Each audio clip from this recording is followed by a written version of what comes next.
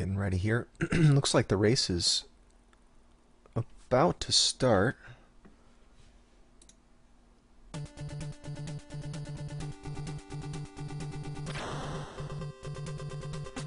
So a little bit of a difference in sync between these two guys, but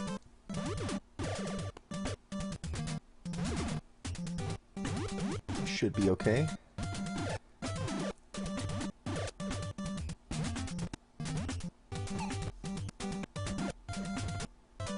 The sound's coming through a little funky. I'm not really sure what's up with that.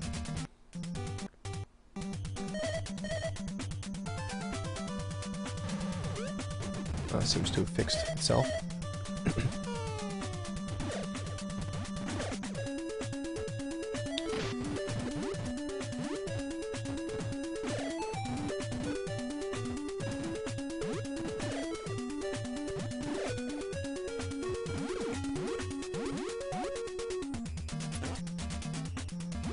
Scribbleye swimming his way in here. Has his jam. I think they're pretty much even with each other. If you compare the times, 103.5 in the door, 103 for Scribbleye. So yeah, Scribbleye may be a half a second ahead. Now at this point, both these guys are switching over to their missiles. You can go into the menu and you can switch what weapon, what sub-weapon your tank has equipped. And you can do that at any point, even during these overhead scenes. So that door transition is a nice easy way to switch to the right, because you're already holding right to go through that door. These guys haven't actually collected the missiles yet, but you're about to see Jam grab it right there. And another, and now Scribbleye, and this is just a matter of having some 2 drops worth of those triple shot missiles. Because there's a lot of places in the run where you're going to be able to get some use out of them. So these guys are picking it up now.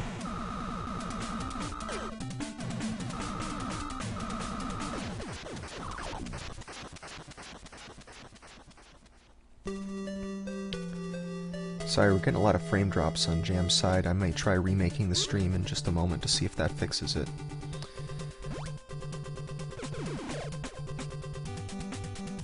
Alright, but it looks like nobody had any problems with that boss. Pretty smooth so far.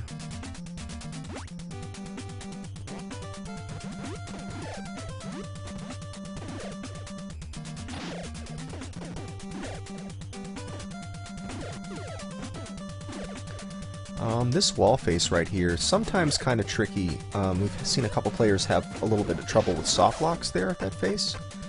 It can happen, but I think that for the most part it's a rarity. When it happens, it's usually a surprise, not like one of those things that you expect is gonna be happening.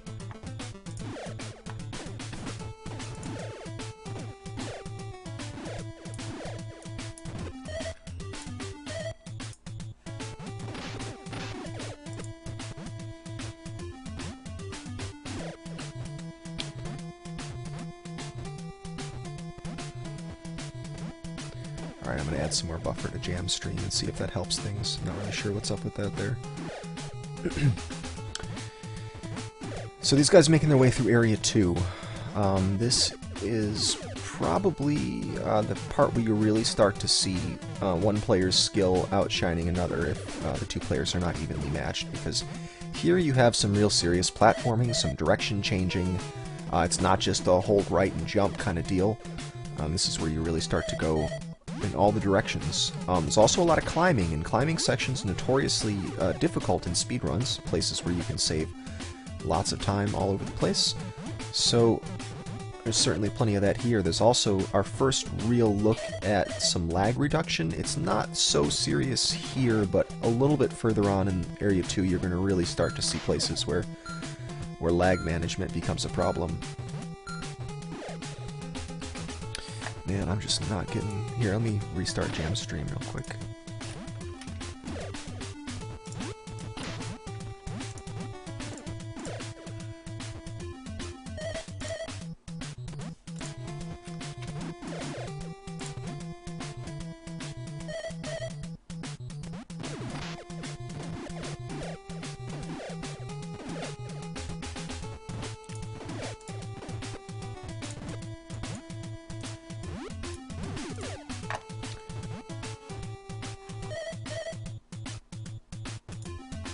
So this boss is probably one of my favorites just because you don't have to think much about it. You just kind of go in there and do your grenade pausing at the right time and you're good. But I think in general we don't want to take this boss for granted because you end up having some real problems if you die here. We have seen some people dying at this boss. It can happen. Hopefully that won't be the case this time, though.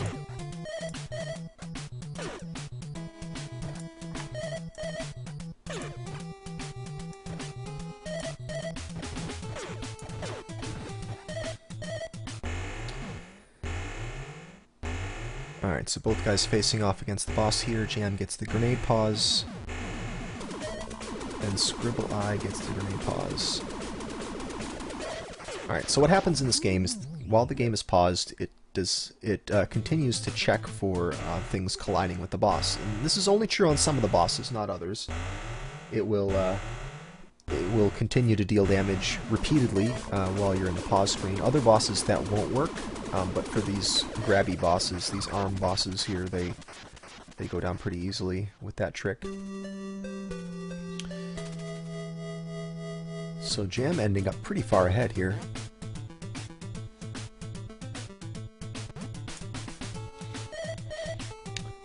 Yeah, more than 2 rooms ahead now. Using some missiles there, that's an interesting spot for them. Generally you use missiles on enemies that take more than one shot from your gun, or enemies that your gun can't hit. But that thing that he killed there is actually something you can shoot with your regular gun. So we generally don't use missiles in places like that, but just because of the risk of creating more lag than you're saving. But if he knows what he's doing, that's perfectly acceptable to throw in some extra missiles into the route.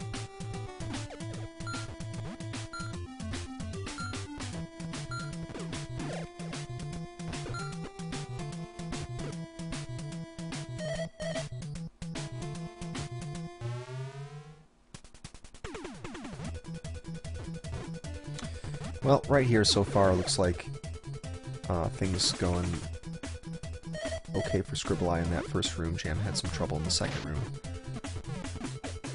Or third room, rather. Fourth room? I can't even keep track.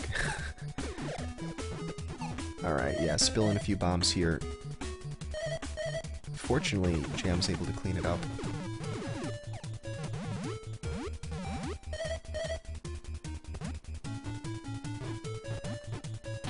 Oh, really having a hard time making that jump.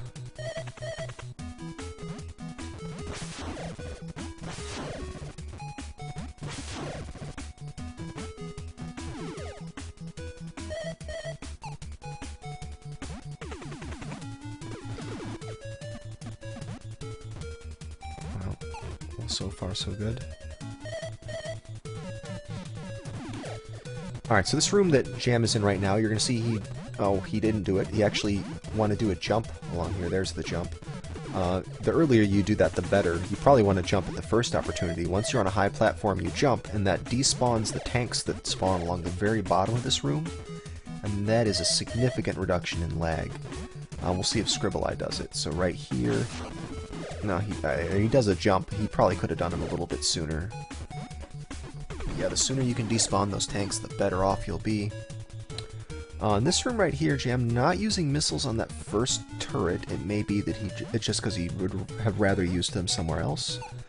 Or did he use extra someplace? But that is a spot where people will commonly shoot some missiles.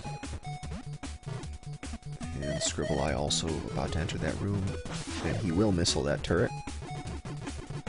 You probably don't want an H-drop. An H-drop there means you do still have a sprite on the screen, so it is going to cause a bit of slowdown, but probably not so much as if he had left the turret alive.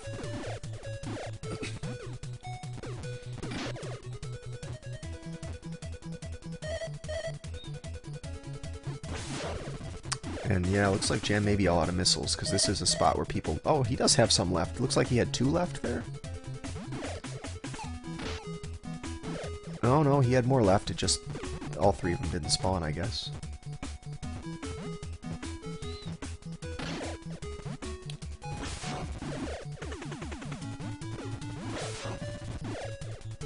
Scribbleye making full use of those missiles there, taking out that bomb dropper on the ground. Those things take 4 shots to kill with your regular gun, so that's definitely a candidate for missiles, because 1 missile will kill that.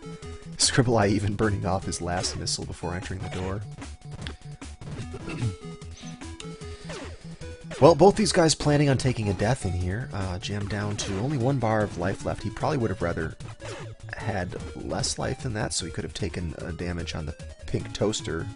But that thing does not do very much damage, so you have to be sure that you're down to half a box of health by the time you get here if you want to die from that thing. Scribbleye will do that. Oh, he also got there with extra health, but that's what he takes the death on, the pink toaster.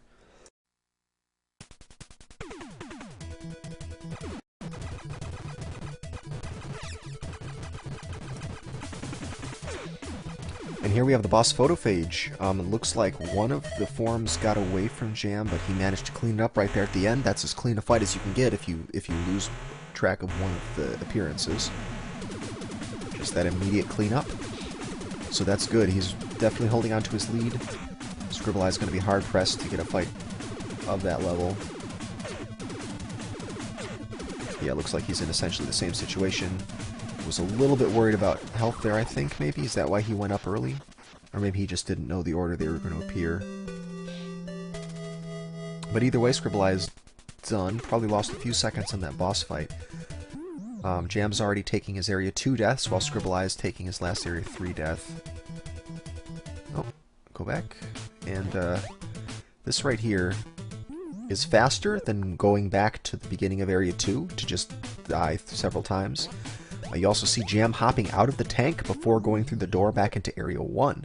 This is a pretty important strat because well, it's important as far as, like, there's no other way to optimize these deaths, but leaving behind the tank saves you maybe like a half a second with each death. So I know that's not much in the grand scheme of things, but little things that you can do to save time that cost you nothing except just having better knowledge of the game are something you really should be taking advantage of. Scribbleye also doing the same thing with the tank there, leaving the tank behind. And now they're both in the hover section. Jam's already got 1 hover plus 1 more that he's waiting on. Oh man, that's the tough part. It's jumping into that pit you don't know you're going to be able to get out. But there he manages to get both H's, and he death warps back to the left side of this room. Right here, these guys have to be really careful. This could mean race over if one of them gets hit or bumps a ceiling and loses their hover. But it looks like Jam manages to clear it. Scribbleye not really getting much luck. He finally got an H to drop. He used a little bit of one of them, but I hope he knows that he doesn't need all of it. Yeah, you can keep going. Yeah, he's going to farm 1 more H, but he could actually have kept going with that, 2 bars showing on his indicator, because he only used a few frames of hover, which is enough to make the bar disappear from your meter, even though you essentially have a full bar. I think you get something like 32 frames of hover for every 1 bar that shows up on your meter. So that brief little hover really didn't set him back far enough.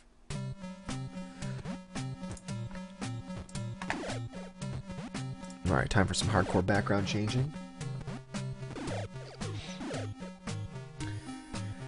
Jamevil starting the screen wrap. This right here, this is tricky because you have to get this 3 times and these guys are shooting at you, but really this is, once you get used to it, this is one of the easier screen wraps to do, because when you're underwater you have a lot more momentum to your character, so you can sort of buffer your inputs to do the door turnaround.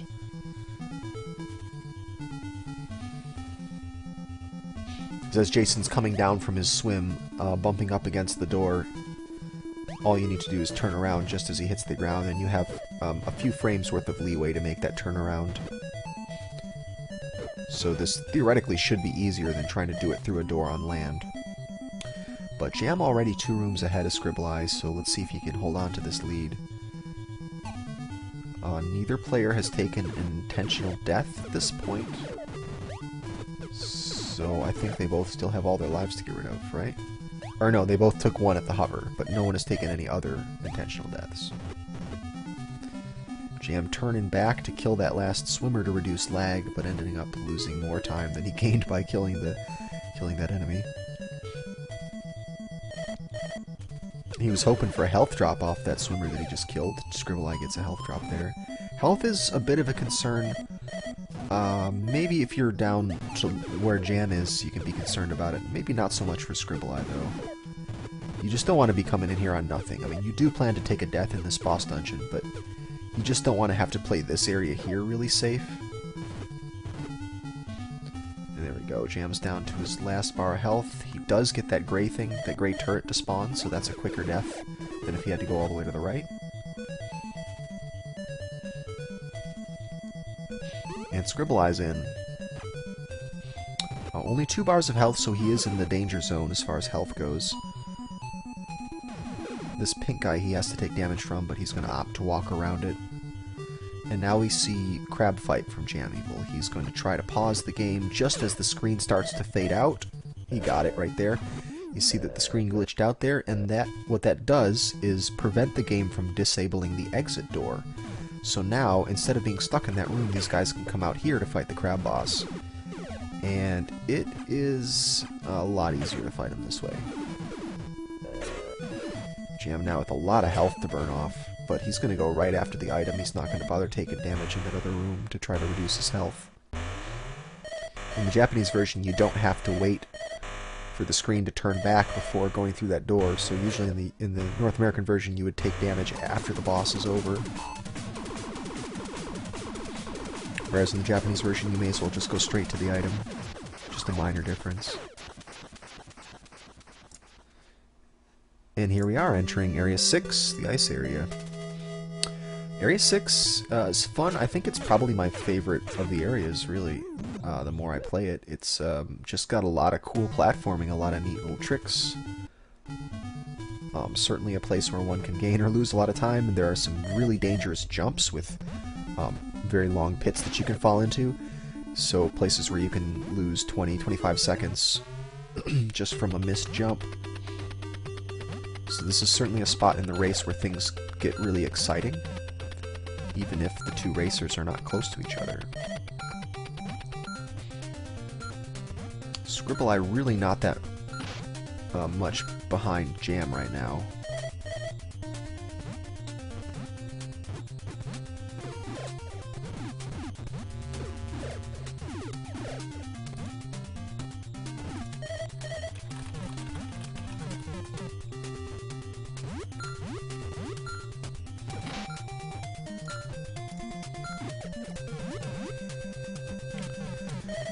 Alright, Jam making his way through this climbing section. A little tricky. He's taken safer strats here, going the high road on those ice blocks. But he does the risky strat there. Shouldn't be that risky if you know how to do it. But this room that Jam's in right here could be where everything goes wrong for him. He does go the low road there, and he makes the jump successfully, but if he had missed that, he would have set himself back by a margin, by an amount that Scribbleye could easily be set in the lead because of. So that's the kind of jump that Jam does not want to mess up in this run.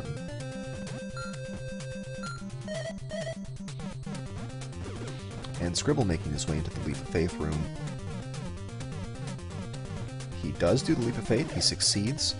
Some people take safer strats, killing the caterpillars and jumping up above that ledge rather than below it.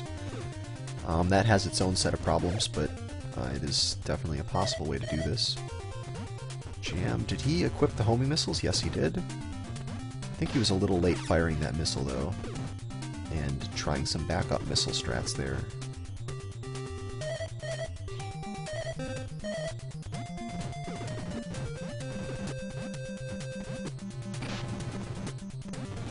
And using missiles, Jam does in this room here, which is kind of an interesting strat.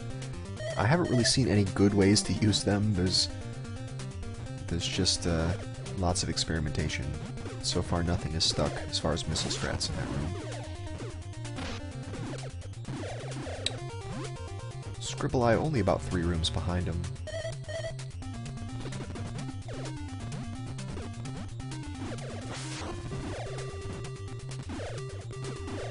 So here is always where we wonder, where are these guys going to take their deaths? Some people die right here where Scribbleye is now. Oh, he is going to do that. That's a fairly quick death. Jamevil doing one of the deaths in the dungeon at that spike there. That's another one that's not so bad. I don't mind that strat at all. Doing it in room 4, but rooms 2 and 4 of this boss dungeon are where people generally take their deaths. I think the one Jam did pretty much everyone agrees on, and the one that Scribbleye did is one that might be done here in this room that Scribbleye just entered. There's another fast place to do that other death. Jam grenade pausing this boss. This boss is essentially just a palette swap of the Area 2 boss, but they do add some more attacks. He fires more projectiles than the Area 2 boss, so there's a little bit more dangerous. That's why we fight him from the side rather than below, because we don't want to get hit by one of his fireballs. And Jam had 1 extra life. He saved an extra life just in case things went wrong. Was not about to go losing the race over a 6-second death. So he saved himself an extra life. Good for him. Scribbleye comes into the boss fight. Just 1 pause should do it. Alright, he got it. Let's make sure he doesn't zombie. He does zombie. I was concerned because I saw he had another grenade in the air. He's trying the pause strats. He did manage to get it. If you pause and unpause at just the right time, you can get this boss to finally unzombie. Other things like spamming grenades will sometimes do it, and sometimes pause grenading will do it. But poor Scribble, he really needed a clean boss fight to catch up, and that zombie glitch sure didn't help him. Jam has already made his way back to Area 1 and is fast approaching 2, which is going to lead him up to 8. Or, I mean, to 7, rather.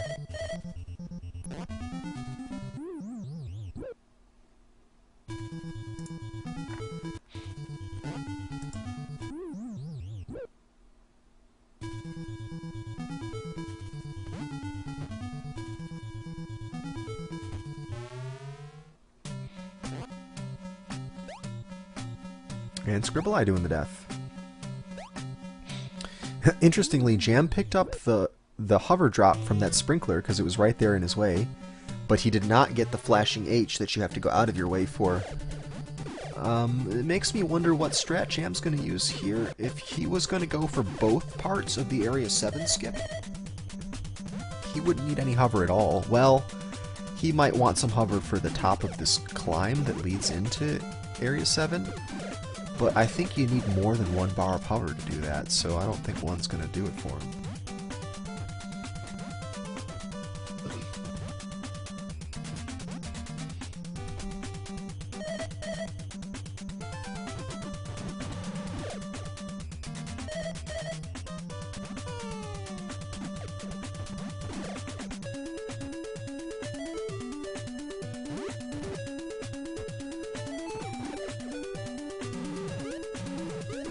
And here we go, looks like Jam's going to be approaching the long climb.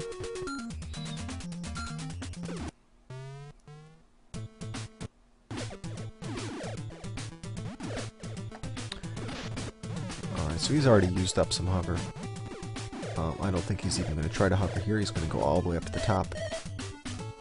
He used a little hover there, but I don't think it was needed.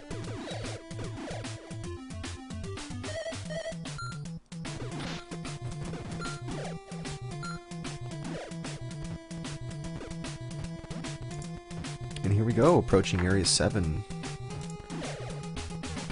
Jam is going right. Okay, right here we may have seen him go left and attempt the Area 7 skip.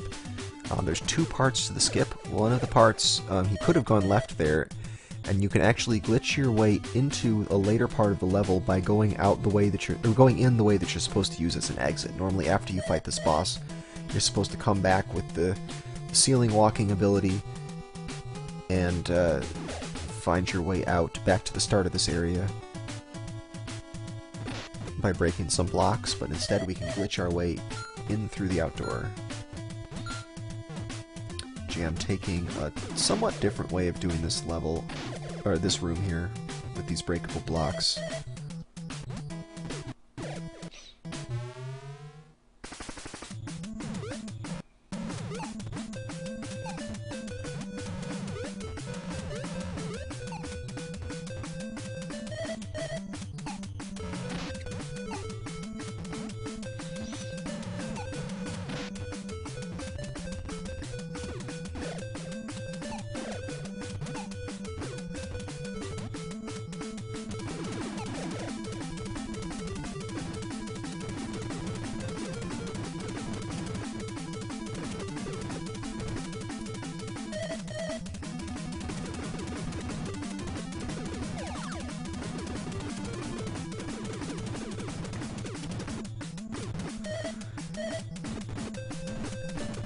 There we go, Scribbleye pausing and unpausing to undo those blocks, bring them back. Jam not choosing to do part 2 of the skip. Right here, he could have, in that previous room, he could have gone and done part 2 of the skip, but he wants the win. He wants to win this group. He wants to win the round robin here, so he's not going to go for PB strats when he's got a nice clear shot at the end. Because right now, even if Scribbleye does part 2 of the skip, Jam is still going to be ahead. Although, if Scribbleye does part 2 of the skip and nails it, he will have closed off a lot of the gap. But at this point, he would not be ahead, even if he got it perfectly. So Jam making sure he wins this, or at least gives himself the best opportunity to win it. Anything could happen in Area 8, I suppose. Scribbleye coming on this green wrap room. He is going to do it. Alright, what he's doing here, Jam's right now going in the door, so Scribbleye is also going to be approaching that door, but he's going to be going a different way. He's doing several screen wraps here. Oh, he went too far on that one. Doing several screen wraps here, and that's going to let him glitch through the wall to the right. Did he do too many? Oh no, he's good. Here we go, now he can enter this room, but then glitch back through the wall on the left again to get to the exit. Or to the boss dungeon entrance, rather. And he's in. So now he has to take a death because his health is a little bit low to do these lava skips. He's on his... Oh, he's got one more life, so even if he screws up these lava skips, he's okay.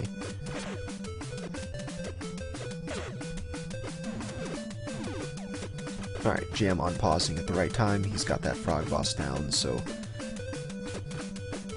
He's in the final stretch here. He's got nothing else happening except Area 8. There's really nothing else for him to worry about except for a death somewhere in Area 8 could really set him back to the point where Scribbleye could catch up.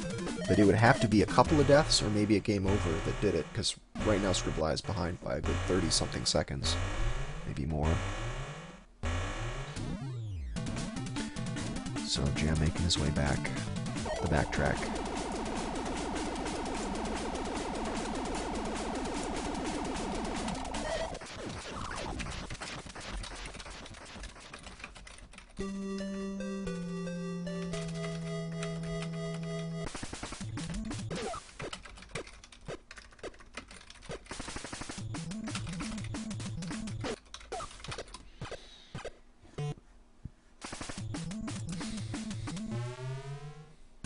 Alright, both guys in Area 2 now. Jam a bit further along. And really the only thing he's going to be concerned about for the time being is getting a hover drop so that he doesn't have to do the spike jump. And then not dying in the hellway. I guess he could get knocked off a ceiling. That is a thing that could happen if we were trying to enumerate all the stuff that could cause Jam to lose the lead. He would have to get knocked off the ceiling a couple of times, but it could happen.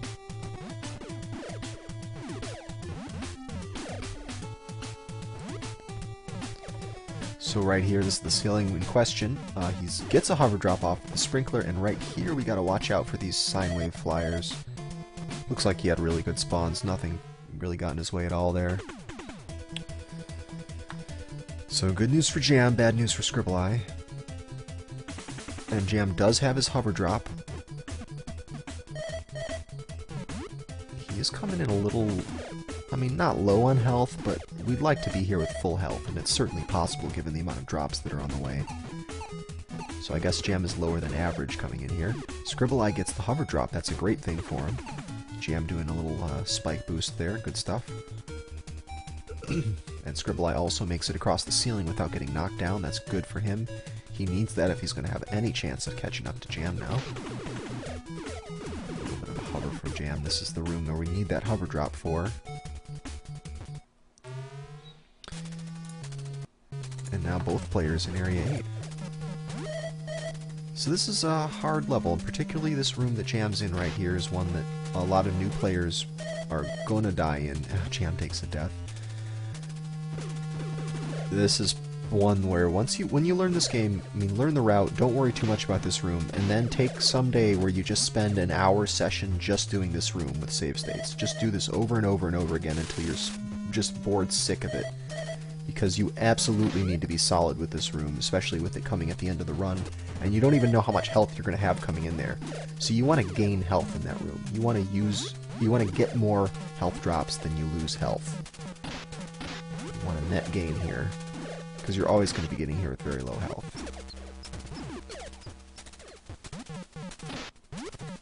And these caterpillars have a pretty good drop rate, and you kill like 8 of them, so I think overall you should be gaining health if you do it right. Alright, Jam not going to do the wall 2 strats going around that corner there. He's just going to stay on the floor like he's trying to avoid the jam lock, it looks like.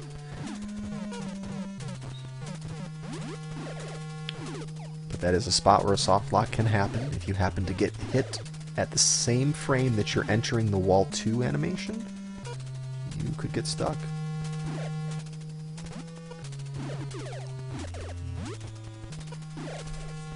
Alright, so Jam's first through the door here. He really just needs to get the right positioning on the first form of this boss. That's critical.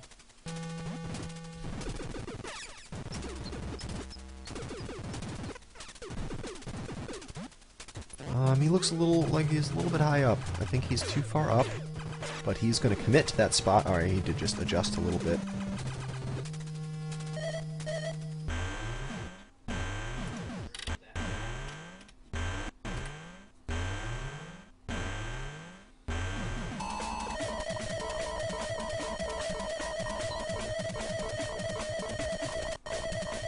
Alright, Scribbleye pausing away. Jam has got super low health right here. If he lets up on his mash for even a second, he's going to take damage from this boss. And that boss will do 2 damage to him. So unless he's got more than 2 health, but less than 3, like somewhere in between where he can survive that hit, he really can't let up on his mash at all. And Scribbleye could take this if Jam doesn't keep his mash going. So let's see. And there's the explosion. Oh my gosh, what a sigh of relief I bet we're hearing from Jam. He could have lost the whole thing right there if that boss had killed him. Because Scribbleye's taking the safety strats. And ends up very close behind him, really. Barely any difference in their times. Jam stopped his timer late. I think he's more towards a 3250 or so is about what he got there.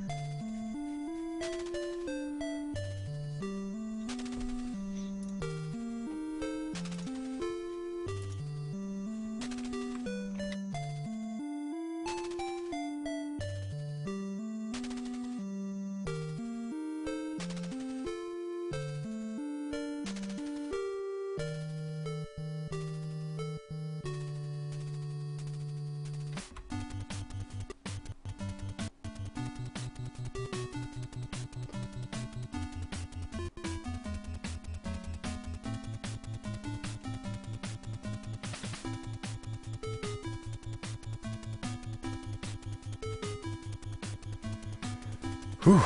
Well, that was a close one there. We got 1 win so far for Jam.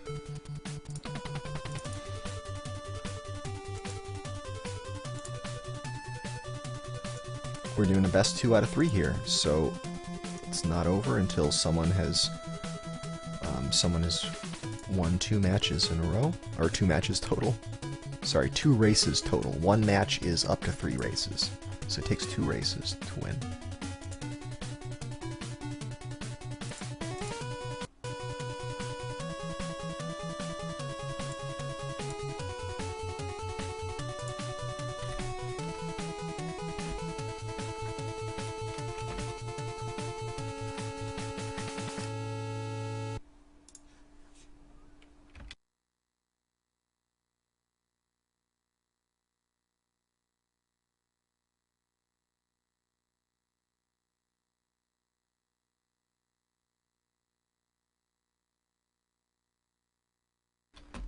Well, these guys are going to take a little break. Let's check out the SRL channel and see how they're doing there. Meanwhile, I'm going to bring in another commentator here.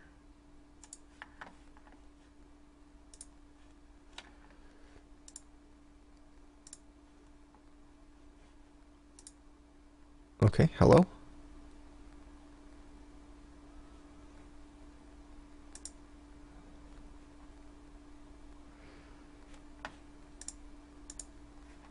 Hello? Nothing so far.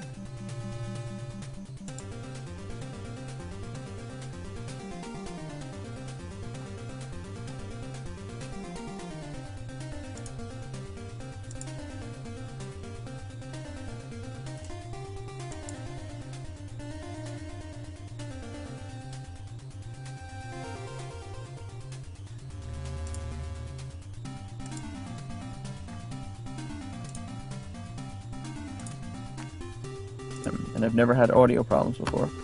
Alright, I just tried restarting. Say something? I tried restarting this thing here. Still can't hear me? Oh, that time I did. There we go. Huh, Too just loud like or no? resetting the audio device for me seemed to have fixed it. Great. Cool. Well, we're joined by Dynatox Industries, who's going to be commentating this next match here. Hey everyone. I made it on time.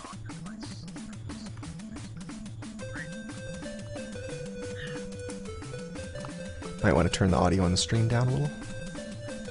Sure. Fixing it now. There we go. Alright, that should do it. Let me just pull up Jam Stream. So, how long are we waiting before the second match? I don't know. Good, I've got time to set up.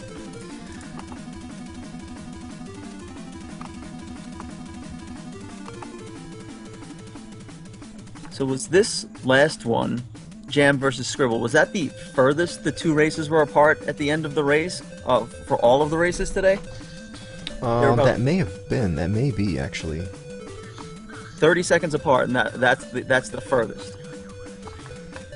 Yeah, I mean, there was a time during the very first race of the day where we thought, who was it? I think it was Mellis was, like, massively behind. Well, I forget one of the two guys was massively behind because of the wall face despawning. Right. But that And ended then up at the getting end, fixed pretty quickly. They were neck and neck. They were fighting the Plutonium boss at the same time, but then I think Orf died and had to restart. He lost his lives and had to restart Area 8. But they were pretty much within 5 seconds of each other at the very end, right? Right, exactly. Yeah, so this has been a crazy, sort of really close day of races. Yeah, exactly, that's close finishes all around. Right. I was saying to Scav how if there's anybody who sort of doubts that these kind of esports are like worth watching or as exciting as regular sports, this is the day of races that sort of should explain why this is so compelling to people. Yeah, just for some reason we've had some really close matchups today. Just luck. Yeah. Well, I mean, there's no slouches either. I was trying to think. We had a bunch of really good racers. I mean, there's nobody who's, really inexperienced.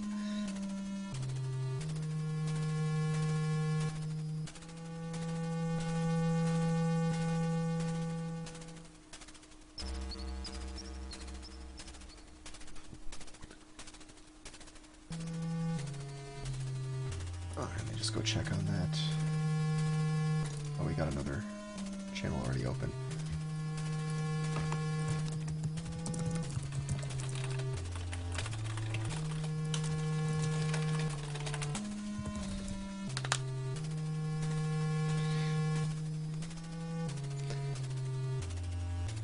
here we have Chawakusen Senki Meta Fight.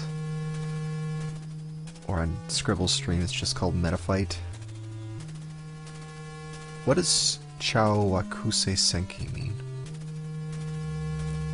What does meta mean as far as this title goes? What There's is the meta fight about? and there's the meta fight.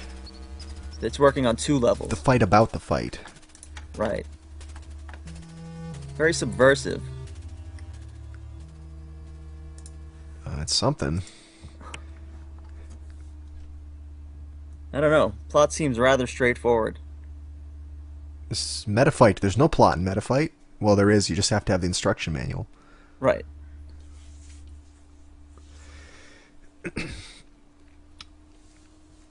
All right. Are you watching on live streamer or on Twitch? I'm watching on Twitch. Okay, so you can't really delay your streams. Well, we have Jams getting character control now, and Scribbleye is getting character control now. Alright, let me go to Jams. Let's see. Okay. Okay, so Jam just started. Yeah. Alright. So we've got these guys in our second race here. This is a best 2 out of 3. Jam already has 1 win under his belt, so maybe he can afford to play it a little bit riskier. He only needs to win 1 more race to win this match, whereas Scribbleye's got to win 2 now. Or maybe that means that Scribbleye will play a little bit riskier because he's got more to lose. Well, last race, Jam skipped both of the Area 7 skips, right? He just went through the stage normally? That's right, yeah, he did. He didn't do either of those skips. So he must have been getting some feedback as to how far ahead he was. Maybe, and that's unusual because I know that he's practiced the skips, both parts of the skip, really, so I'm sure that he is comfortable doing it, but Yeah. I guess he just realized that there's no reason to jeopardize a win. So we probably will expect him to play carefully this time like he did last time, just not gonna risk things. Although maybe, we'll see if having that win changes things, we'll see. There's really no way to tell this early in the game because everyone plays essentially the same. Up to the point, maybe like taking deaths on the way to Area 3, we might see them not take a death in the Area 2 dungeon or something like that just to give them 1 extra life, but there really aren't any safe strats for this early in the game. No, and I saw Jam practicing the skips earlier today. I mean, it's clear that he can do them. I mean, he just must be that he knew that he had enough of a lead, like you said. Right. But it did end up being close anyway. None of these have been blowouts. Oh, even in that last one, even though it was a rather broad margin at the end, Jam with only 2 health left really meant that it could have been either person's race. They were essentially tied there. He was mashing good, though. He mashed well, and he got it, Yeah. so... Alright, this boss does not even require very much mashing, just a little bit of positioning and just knowing when to move your character so that you can keep damaging the boss as much as possible.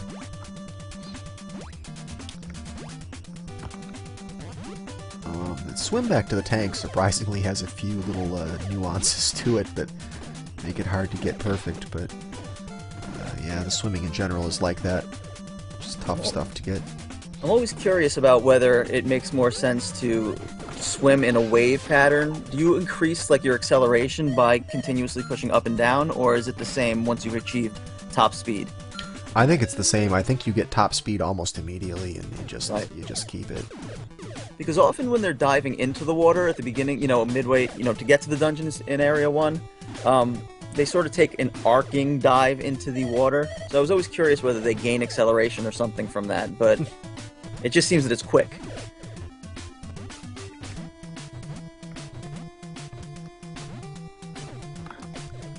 Yeah, usually with the swimming, you just want to try to keep it consistent. Keep it simple so that you can stay consistent and make sure that all of your up presses are in the same spot so you know what to expect. Right.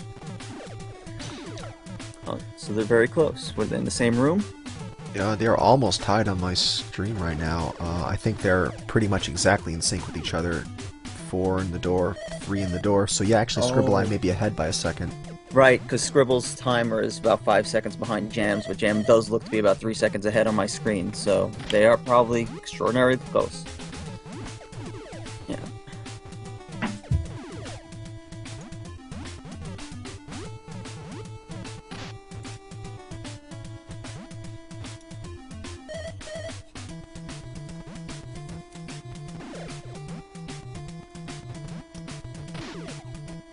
Oh, both handling the lava very well.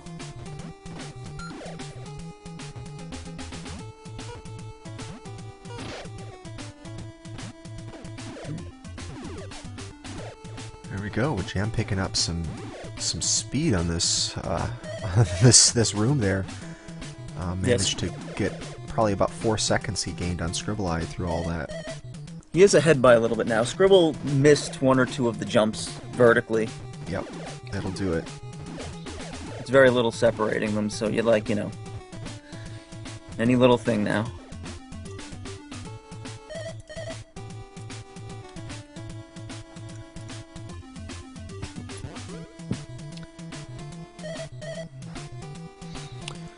Alright, here we're seeing a bunch of door pauses. This is a question that gets asked the first time anybody watches a speedrun of this. I mean, you might figure the answer to why these guys pausing all the time to be because it saves time, and it does save time. But why does it save time? So if you don't pause and you go through one of these door transitions, the screen scrolls smoothly through that door transition. It just, you go in and it sort of looks like, Super Metroid or something like that, where you go in the door and the whole room slides over and then you come out the door on the other side. So essentially pausing, going in and out of your menu, it cuts short that scrolling animation. As long as you pause at all after the scrolling is started, even like 1 frame after it's started, when you unpause, you'll automatically be in the next room. So you lose some time from the pausing, and you gain some time from skipping the scrolling. And both of these guys with great grenade pauses. What happens to the enemy reset patterns when you pause? Also, they start over again? Right, it's a different sort of thing. So you get different patterns out of the enemies if you do or don't do the pause. So when the screen scrolling happens, if you don't do any pause at all, the enemies will come onto the screen as the screen scrolls in. And that means they're going to be spawning maybe a second sooner, maybe a half a second sooner than if you were to do the pause. So if it is a room where the enemy's movement begins the moment it spawns and you care about where the enemy's positioned, you are going to get different behavior out of the enemy if you pause versus not pausing. I mean, they're going to be pausing regardless, so they're just learning where the enemy's, revised spawn points are. Right, yeah, if you're used to not pausing, and then you start pausing at the door transitions, you're going to get some weird things that you've never seen before, just because all the enemies will be in slightly different places. I'm curious whether there's a more advantageous enemy position if there's a certain room in which you don't pause it.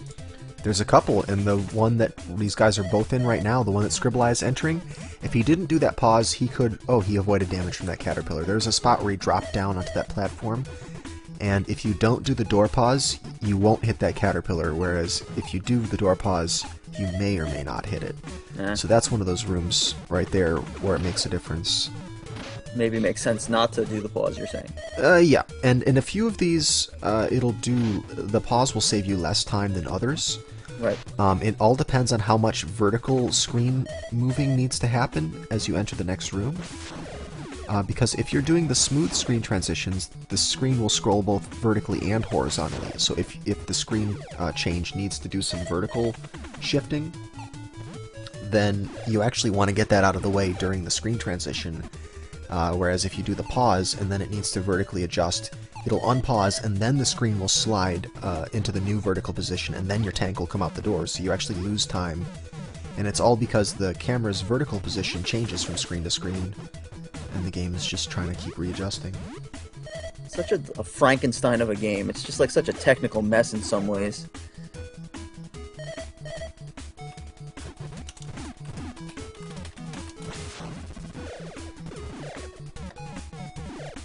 Personally, I'd do anything to avoid any of those caterpillars. They're probably the most insidious enemies in the game.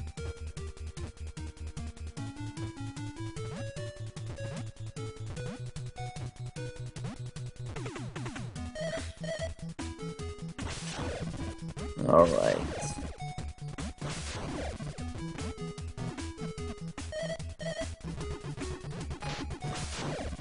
So do we still have Jam a little bit ahead?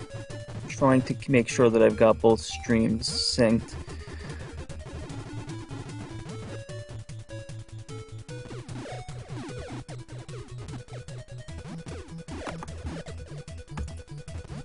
Alright, let's see, right.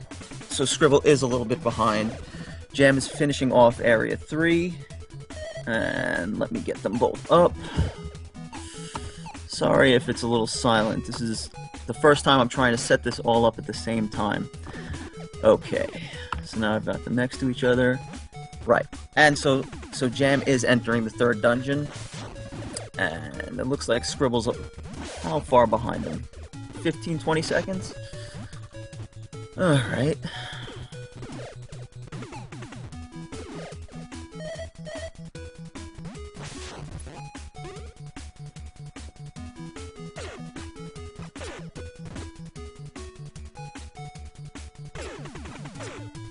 Jam looks like he's going to take his death in the next room to go into the boss with full health.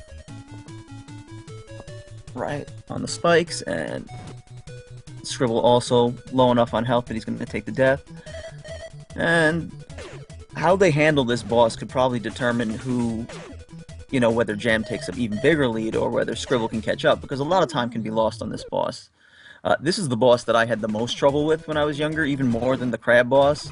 I couldn't be bothered to memorize its spawn locations. So there would usually be 4 or 5 little red boxes on the screen at the same time. And since the American version has the limited continues and everything, most of my runs ended on Area 3. If I could get past Area 3, then, maybe we get something going, and I can even usually get past Zoidberg, but I usually didn't make it that far. Yeah, and it looks like Scribble is having a little trouble on the boss. And Jam is death warping now. He just killed himself off. Good, so Scribble just finished. Let's see if we can get an exact time here.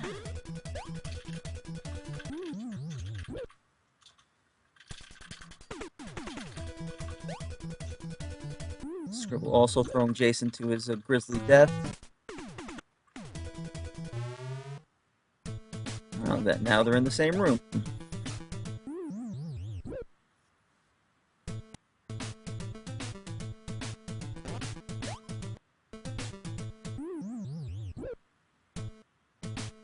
Yeah, so this is the part of the race where they just torture Jason so that they can quickly return to the beginning of Area 1. And they seem to have the same strats as far as the quickest way to kill him. I know that there was some tinkering done recently about saving a few seconds where the best place to save the most time killing Jason is.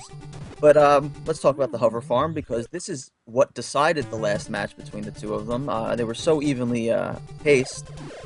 But Jam getting lucky over here. 2 H's right away. And Scribble struggled to get those H's, or even to get the sign flyers to spawn. And it looks like Jam is done, so he's once again had a very successful hover farm. But already Scribble's doing a little better. No, not bad for Scribble also. So this is a good double hover farm here. So they should remain close to each other as Jam scales the mountain. I also always used to wonder, where was Sophia coming out of?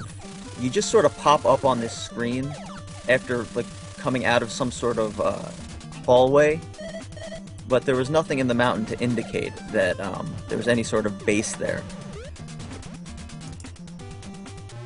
Alright.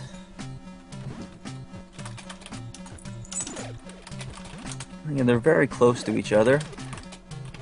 Now we're looking at Area 4 for 5 to 10 seconds here. Now, I'm not an expert, but that's the second time it looks that Jam didn't deal with the spinner before going, performing the skip. And I'm curious whether he's just forgetting or whether he's doing something that's just a little more sophisticated than I understand.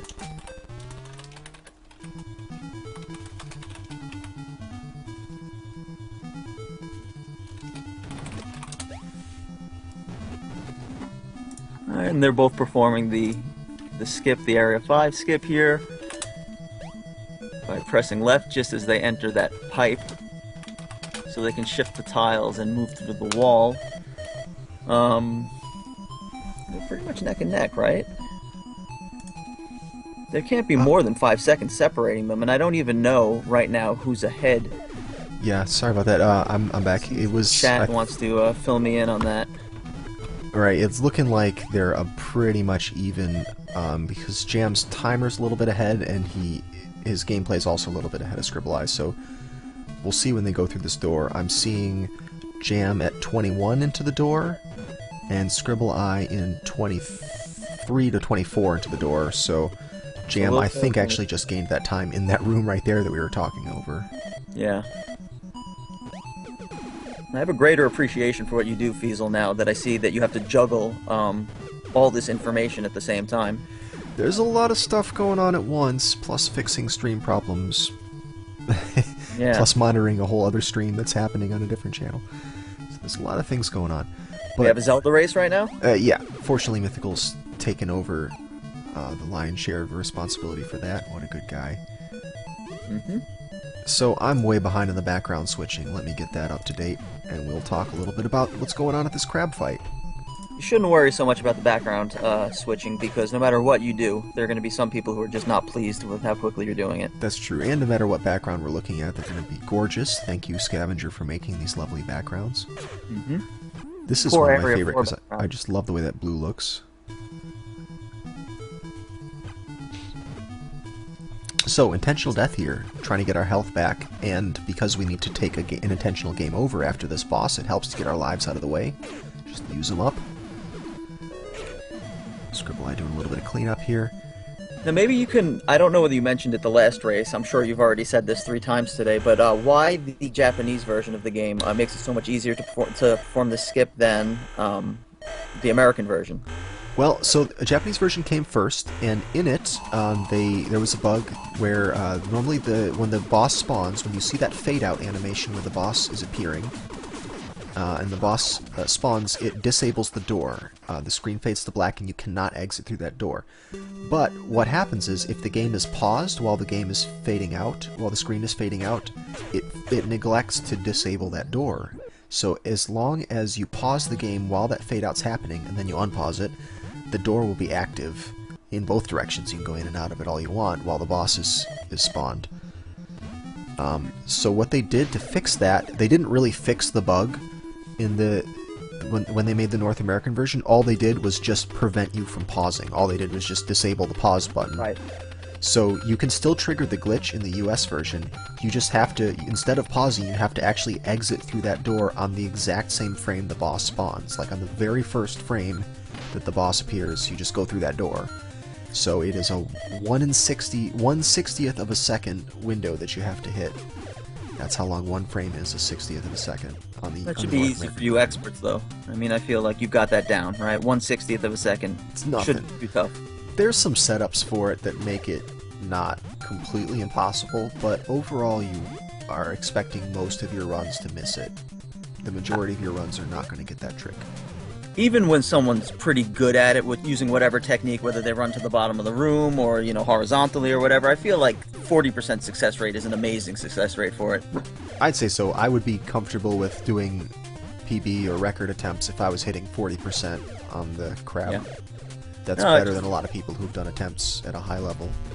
I mean, I remember a month ago before they started running the Metafight card, that these runs were stopping continuously at Zoidberg. I mean, every run would end, So a couple of rooms ago, I had Jam up by 1 second. So I don't know if it's still this close. I'm trying to pay attention, but looks like Scribble just made the leap of faith there. And Jam is 2 rooms ahead, but his timer is also ahead. Right, yeah, Jam picking up the homing missiles right now. Yeah, they're really close. Jam 19 as he pauses in the door. Scribbleye 23 as he pauses in the door, so 4 seconds between them. And I don't know whether you guys can hear my dog, but it's her birthday today, so you'll have to forgive her if she's whining a little bit. Oh, dogs can whine on their birthday, why not? Happy dog birthday. Carly, they don't want you whining anymore. They're sick of you. Yeah, the chat hates dogs. Just Twitch chat in general. Not really a fan of dogs. Animals in general. Right. Well, Jam having some serious problems with that caterpillar. I think he burned off his lead, but he managed to survive. He could have died there. Yeah, it could have been much worse. Those caterpillars are just... I mean, They're the mascot for just how bad I mean, most enemies are just not even an issue. It's those caterpillars here and in the last, intestinal hallway. Yep, but The hellway. especially here because you have the ice physics on Yep. top of that, so that complicates things. Not only do you have to deal with the iframes and the knockback, but you also have to deal with your momentum issues because of the ice physics. So, really nasty spot to have to deal with the caterpillar that's gone astray. But like you were saying, it's a good combination. Like the difficulty ramps up a little bit over here as far as like technical, mastery of the sort of different mechanics that this game throws at you. So it's doesn't happen too early in the game, and it's a lot to contend with, but I feel like it's the right spot, right near the really hard parts at the end. Yep. Well, Jam taking one of his deaths, he actually needs to take another death someplace, but he's going to save that for after the boss because he does not want to risk Just in dying case. to a zombie glitch or something like that, giving up the whole race because of something bad like that. So he's going in there fairly low health, which is good, but he does have an extra life left over to use up, which is bad in a speedrun sense, but good in a race safety sense. And I'm Scribble not. had the. Oh, I'm sorry. Did he have both deaths, Scribble? I didn't notice how many. He took a death just before, but I don't know how many lives he has left. I do remember the last race he had to contend with zombieing a little bit, right? Yeah, he sure did. think This that- time he doesn't, so thank goodness for that. Yeah. If anything, Jam had a slower death of the boss. It looked like it. That projectile's still on the screen. Jam with a life left. Is he going to hop off here with Jason? What's he about to do? Interesting choice. I think he was just trying to route on the fly there, and it didn't work for him. Yeah, I don't really. That was unusual. I don't really understand what he was doing there. He sort of looked at the camera also with a little quizzical. Right. So How they you know like me it's now, what- boys? Kind of look. like, What am I doing? But yeah, that's an interesting. That's an interesting strat. But we have seen people do that. Take a death outside of the boss dungeon when they have full health, thinking maybe that it's quicker than dying on the spikes. But I don't think that it is. I think that you still want to die on the spikes, even if you're at full health there, versus like jumping off of that platform with Jason. I if mean, Jam how much won- time are we saving regardless? I mean, it takes 6 seconds or maybe 8 seconds to die on the spikes.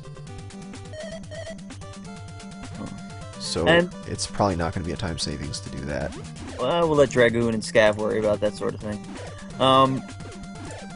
Do you think that there's any way to speed up the death warp back through Area 4 rather than just having Jason jump continuously off that stupid little ladder? I feel like there must be something that can be done. There are some minor things. Taking the death early, so we saw that those guys actually took 2 of their deaths in Area 5, Right, of course. and they only had to take the last one in Area 4.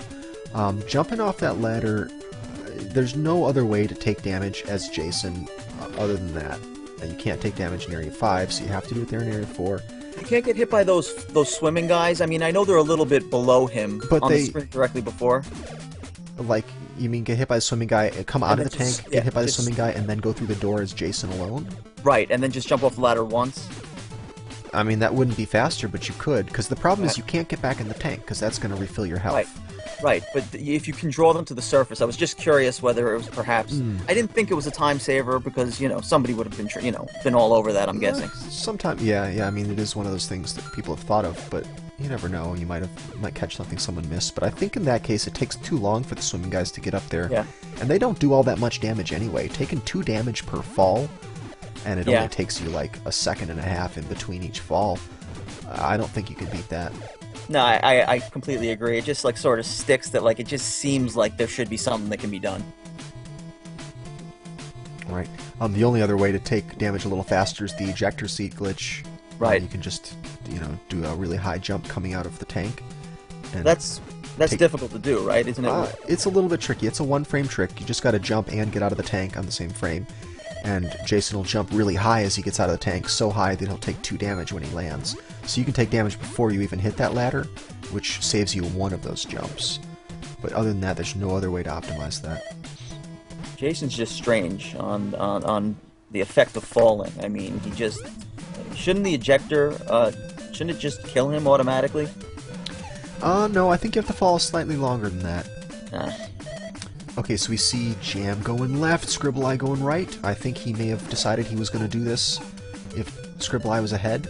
But right now what Jam's doing is necessary. I don't think Scribbleye is that far through the level, but Jam is trailing by a large enough margin that he needs to pull something out of his bag of tricks here. I mean, not that it's at all, this is not easy to do, of course, but, ahead 1-0, it makes more sense to do it anyway, right? It's not like this is going to cost the entire match. Right, he can certainly play it a little risky. He gets good RNG there. Pause, and then he does the crouch pause. I thought he did it too late. He did the crouch pause too late. I'm not sure this is going to work. Yeah, he got double hit. He needed to do that crouch pause a little bit sooner. Fortunately, he can try this trick again. And he says no thank you? This is going to be rough, yeah. I don't know, man. At this point, I would have gone for it again. He's pretty much committed to that strategy. And if he had executed it right, he would be tied with Scribbleye still.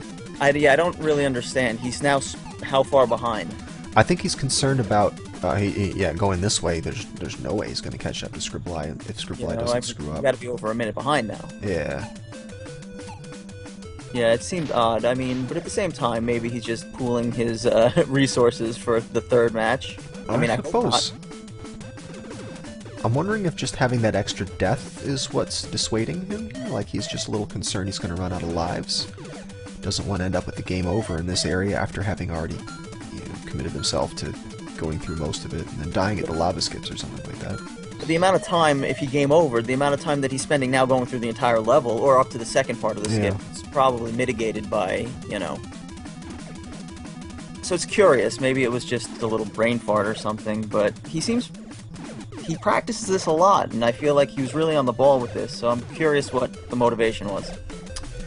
I think maybe he's thinking that he doesn't know what he did wrong that time, and he's just thinking if he goes and gets into the same situation, he's going to end up with the same result. Right. Well, I also find it odd that Scribble didn't try it at all either. Like, considering the position he was in, I would have felt that he thought he needed to do at least one of the two. He wasn't so far ahead at the beginning that he could have just sort of eschewed both of them and still hoped to be in first if Jam got them.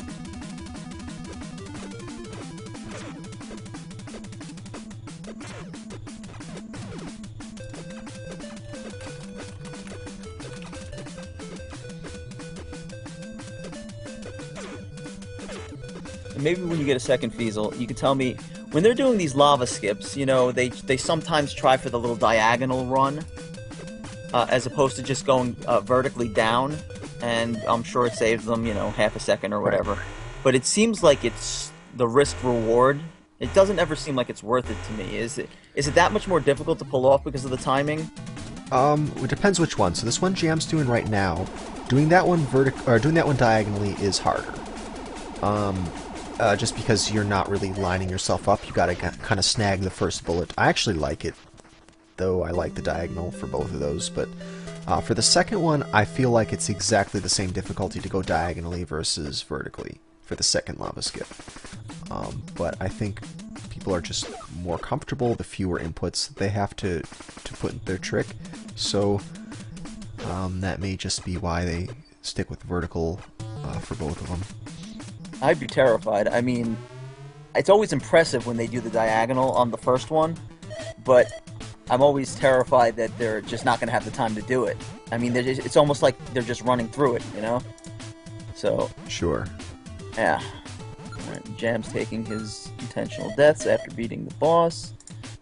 Now the fall. Oh, Scribble just lost a second there. Yeah, missed it. Oops. Yeah, but again, I mean, there's enough of a gap right now that it's going to take one of the big things to derail Scribble.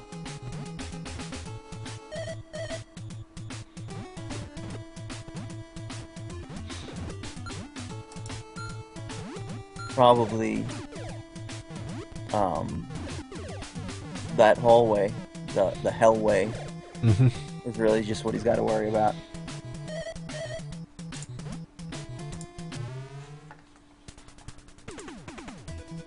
Has anyone been knocked off the ceiling yet in one of these races today? No, not today. Not today. I feel like I don't see it so frequently anymore.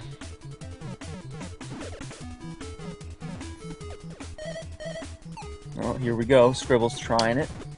He does not have any hover, but there we go. Picks one Hopefully he up. gets some. There we go. He gets one. Nice. Good. So now he can bypass the spike pit.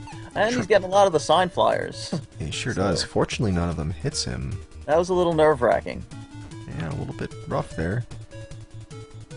And one hit automatically pops you right off the wall, right? Oh, yeah. And how much time does that lose you if you're right near the spike wall? We say maybe up to 25 seconds you can lose. Alright, so in these races, that's, you know, That's that's huge. a loss. That's, yeah, as much time as separates these two. So Scribbleye coming in here first. Bit of an advantage time-wise. He does have a hover, as does Jam, so they're both in good shape. Scribbleye takes the ceiling strat here, slightly slower but safer. I don't even think that much safer, although we did see somebody die at that spike pit today. So I guess ceiling strats, there's something to be said for him. And that's the use of the hover. That's why we have the hover right there, so we don't have to do the spike jump or take damage from the spikes. But now he's sort of low on health coming into the room, so if he has a bad room, this could be where Jam catches up. He might stop to get some pee if... He might. This is exactly what happens, and he's not at all getting lucky with those. These Yeah, he's getting no health drops. What the heck? That's odd. Wow, none of them. But still, he held it together. Give him did. credit. Kept his cool. You normally count on at least a couple, but yeah, the game was being super stingy. Yeah. I mean, Jam also really low on health, but he is getting a couple of health drops. he made it out. He should... Got a few. Oh, but now... Oh, this could be... Okay, he got it. This room here. Alright, Jam's finished with that room, thank goodness. I mean, the danger of this room is coming in with no health and then dying at the end of it, in which Right. case you're losing a heck of a lot of time. Sure, man, there was I can't even remember which race was which anymore, but there was a race earlier today where that happened to someone. They were in good shape and then... Careful. Alright, good. Yeah, one of those. You hate to see that be the reason that you lose, because I feel like it's not even necessarily it is a skill thing. These are all skill things, but at the same time, it's almost like, I feel like it's a little unfair if that's where they get you. You know, you make it past the hellway to die there. Right, yeah, you can take a lot of damage in this final room that Jam's finishing right there. Well, the final actual room. The real final room is kind of blah. I've actually been seeing a lot of good runners. I think it happened to Orf earlier, that they're having to reset the blocks in the last room because they're shooting it out. Which That I've happens. never really seen. Yeah, we've seen that a couple times. It's just getting a little sloppy with where you shoot. You end up breaking a block that you're going to need to climb on. But yeah, Scribbleye got Form 1 down, and he's going to be doing safe strats in the corner here. Now, these safe strats, we'll put an asterisk after safe. Right, yeah, because you got to be in just the right position, and if you are in the right position, you'll be fine. If you're not in the right position, you might not know it, because it'll look like you're fine, and then out of nowhere, suddenly the boss will charge you, run into you with his feet, diagonal whip you. You could get through most of this fight, and then suddenly realize you're not in the safe spot. Yeah. But so far it's going well for Scribbleye, and I think he's going to have this. Got it. But Yeah, he was, he came in with enough health that I don't think it was like a nail biter like Jam's last race. There we go, and But Jam either way, very mashing close away. again. I mean, I suppose you expect them to, not to be so far apart, considering that these good runners are getting under, sub 35s. So maybe 30 seconds is a little bit of a gap, but it's really exciting to watch. Like 30 seconds to us viewing it, I mean, they're both very good, both sub 33s. Agreed. Alright, so we've got a third race now. My wife is happy that my burgeoning career as a commentator can continue for another half hour.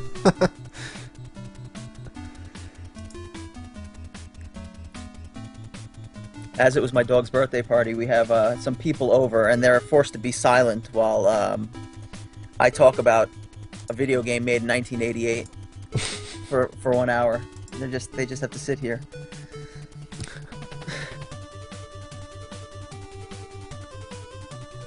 But very solid race. I mean, today's races, can't speak highly enough of them. Right, so these guys are 1-1 now, and they're going to be going to the tiebreaker here. It takes 2 races, 2 wins here to win the match. So it's good that we're going into a third one. Our earlier matches today all ended after 2. Scratch Dragon says, "Happy wife, happy life." Is that true? Yes. Uh, Very true. You know who I feel for? Anyone in Orf's bracket, which is now so loaded with amazing players that I'm really interested to see which 2 make it out. Here, hold on a second. I need to reset the stream. It'll just take me a moment, and we'll have these players right back up for you.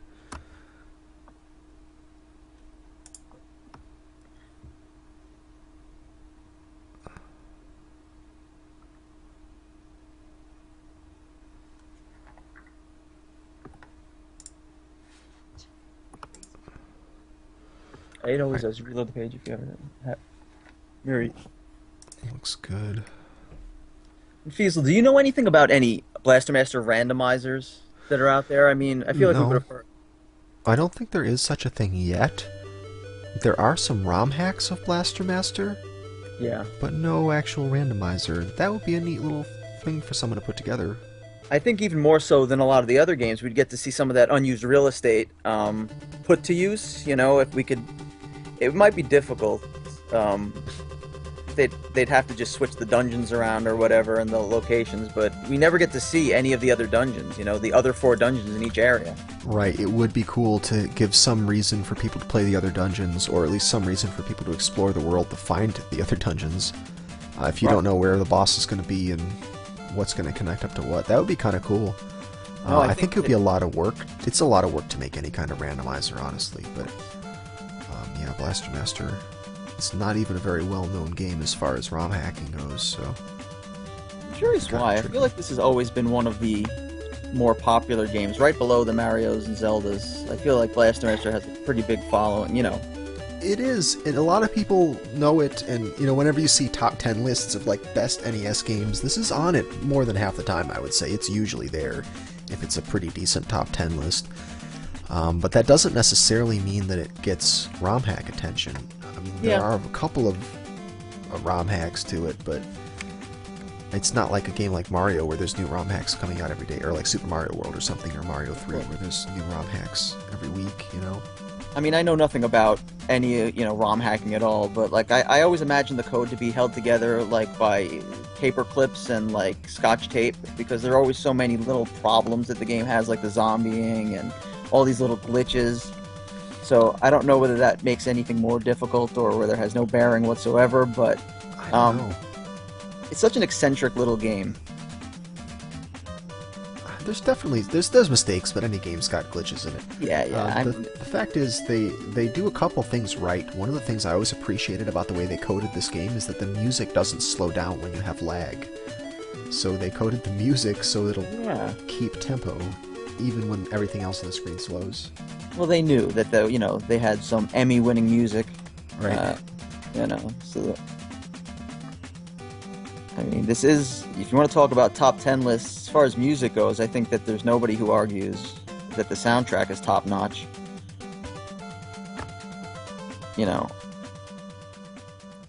One of our runners, Substyley, would argue that Willow probably has the better soundtrack, but a lot of people like the Blaster Master soundtrack.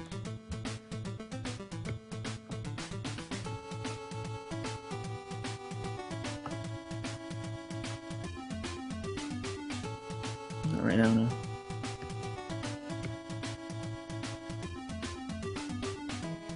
Mr. Pup saying it's a top 10 soundtrack. Or is it top 10 game? As sad as this may be, I have actually ranked my top 200 Nintendo games, as Son of Orpheus is probably shaking his head at me right now, if he's hearing this. But I have Blaster Master around number 25. I can't recall exactly.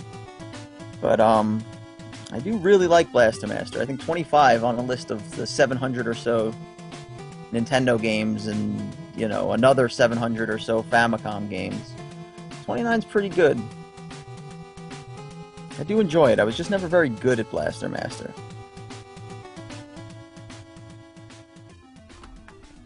A little louder if you want.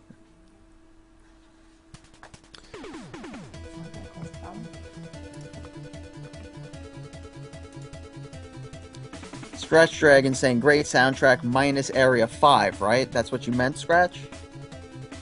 Just upset Greenleaf, though.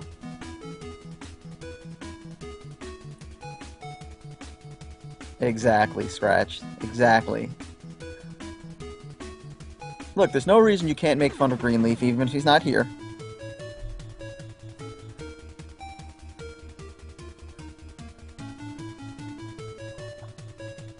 Great soundtrack, minus Area 8. I like Area 8, it's really creepy. Just because it's not the kind of thing you would, like, sing along to and snap your fingers and tap your toes, that doesn't mean it's not good music. I've got a secret shame, Scratch. I like the Area 5 music. There's nothing wrong with Area 5 music. That's No, really catchy. It's one of the most catchy musics. Of course. I just don't want to give Greenleaf the satisfaction of knowing that I agree with him on anything. So we have this friendly antagonism, and I want to make sure that he doesn't ever believe that I'm on his side for anything. So I have to pretend. Though I don't like the ambient Area 8 music like you do.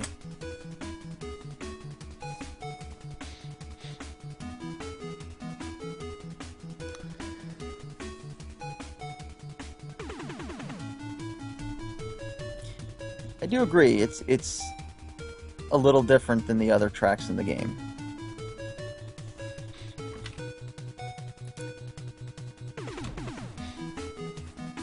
But from my point of view, Blast Master soundtrack is probably just below some of the Mega Mans and maybe DuckTales as far as best NES soundtracks go. Definitely a top 20 soundtrack for me. Alright, these guys are getting set up for their next race. Area 1, I'm an Area 1 fan as well. That music just gets me charged up. That soundtrack coming in with the tank blasting off. It's like the Rocky soundtrack of NES music. Exactly, yeah. I do agree with that. I like the Area 1 music myself. I do like 7 and 5 and 1. The others, but if a NES game has 3 amazing tracks, that's a good soundtrack. Oh my gosh, here we go. Blasting off. Once again, Scribble's about 4 seconds behind. Timing-wise, maybe 6 seconds behind. Yep, I see that a little bit, and Jam didn't start a timer, so we're going to have some trouble syncing it. But I will let you know when Scribble goes through the first door. He's just about to, and he's entering it. Now is the pause, and then Jam, now is the pause. So, what do we do as far as comparing the two when one does not turn their timer on? Well, we hope that neither of these players drops any frames, because then the streams will stay synced.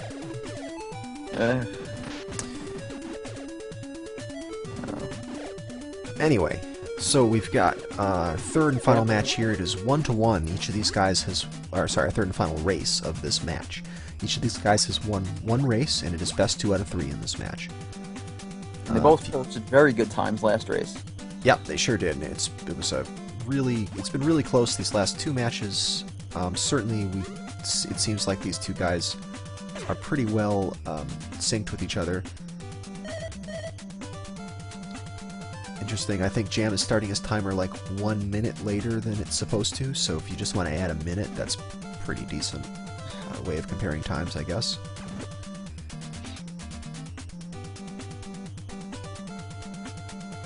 He's waiting for something again, I guess. Just reset it. That's fine. It was actually more than a minute. Or less than a minute, rather. But that's fine. Yeah. So, Scribbleye and Jam both going into this corridor where we kill these cyber skulls to get missile drops. The thing about these missile drops, sometimes they don't spawn. It's pretty rare, but sometimes you'll come through here and find that one of them didn't drop, and you don't even notice until it comes time to use the missiles and you don't have any. I mean, the missiles are used when? In the room, that vertical room with the little guys dropping the metal balls? They're used all over the place. You use almost every one of the 2 drops worth of missiles, so 40 missiles you're using. And if you only got 1 drop instead of 2, you might not even notice it until you're already well into Area 3. You won't notice it until you're part of the way through Area 3. You keep your weapons when you continue, or no? No, you don't. So all the missiles that you use are going to go away at the end of Area 3, so that's why we use it in Areas 1, 2, and 3. Right. You know, it's something that I never really appreciated was, I sort of thought it was a secondary strat, you know, getting these missiles and just using them to save a little bit of time or to reduce lag, but it's pretty vital, I guess. I think so. Killing that wall face that these guys just killed there without the missiles is pretty rough. It takes a lot of shots, it's slow. You might even end up lagging the game out so much that you get the despawn, or you get the guy to die, but it doesn't open the door. That's semi-soft lock glitch. Now, is that the fault of the player because he was too slow? Yeah, it's too much lag. I feel like if you've got a nice consistent strat for doing the boss and you stick to it, or doing that mini boss on the wall and you stick to it, you're not going to get the thing to die without opening the door. You're not going to get the glitch. Right. I always feel bad when I see, you know, the gate not open because, like I've said, I don't consider this game like you do to be Metroidvania per se. I think that these items that you're getting are just sort of keys to the next stage, so you're just getting a bunch of different keys in different forms. And that gatekeeper wasn't meant to really take off energy from you, you know? He's just there so that you can force you to go through the first dungeon to get a key. Mm-hmm.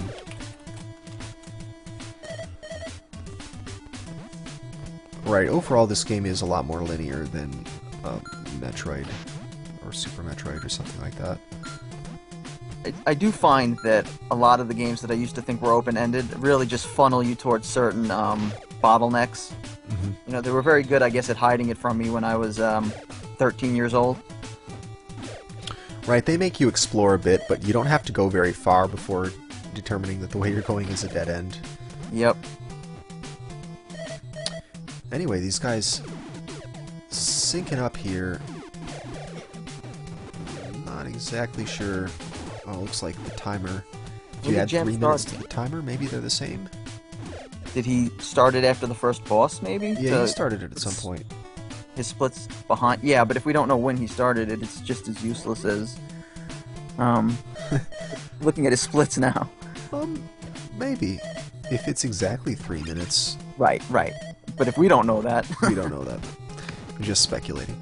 Anyway, so these guys are pausing in this overhead area to save a few frames at each of these door transitions. You're also going to see them take a lot of damage here because, well, I'm not even sure that they're going to do that, come to think of it. But we do often see people take a death before this boss just to use up one of their lives. Photophage, right? I'm getting the name right? Not this one. This is, I don't know the name of this boss, but Photophage is the next one. Where are we? We're Area 2? Oh, that's stupid of me. Yeah. We're in Area 2. Yes, I know Grabby is not Photophage. I don't know why I was thinking we were in Area 3. It's alright. Yeah.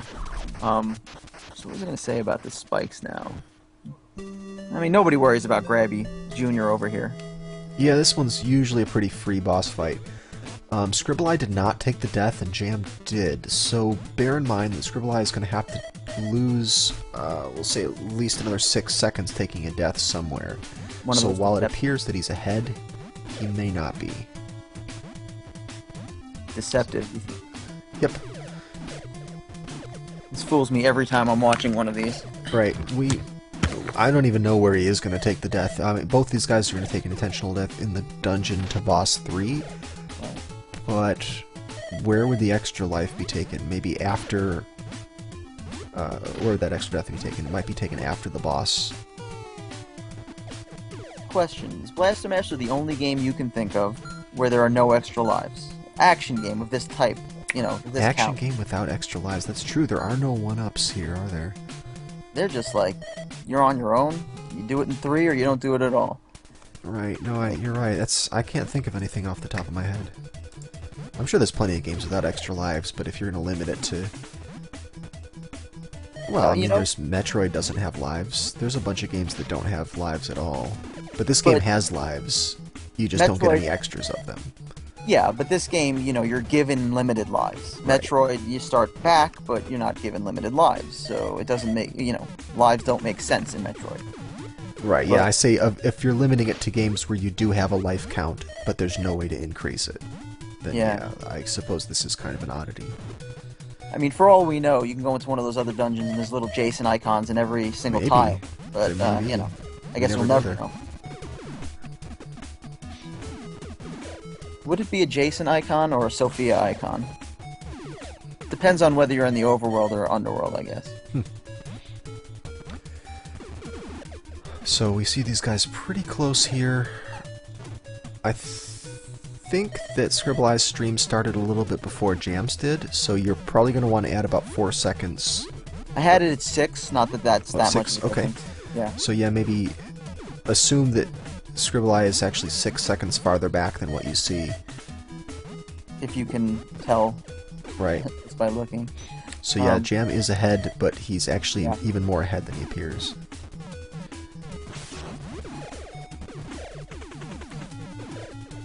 No, Jam started 6 seconds before Scribbleye. Is that true? I mean, I could be wrong, but that's what my brain's telling me right now. That it was 6 seconds behind. I feel like Jam has been a little bit ahead in each of the races, including this one. But chat will tell us if I'm wrong.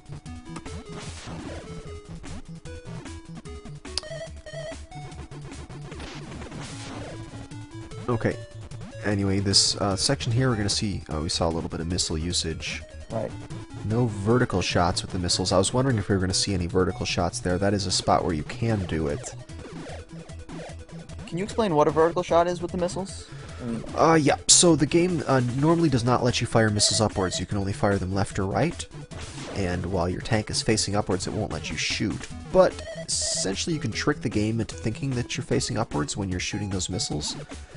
Just by facing upwards with your tank and then shooting really soon afterwards, it'll fire a missile upwards instead of to the side. And there's a few uses of it in the speedrun. It's not critical. You can do just fine and get a world record time without ever doing the vertical shot. But there are some places where you can save just a tiny bit on lag by doing it. Right. The task makes extensive use of it.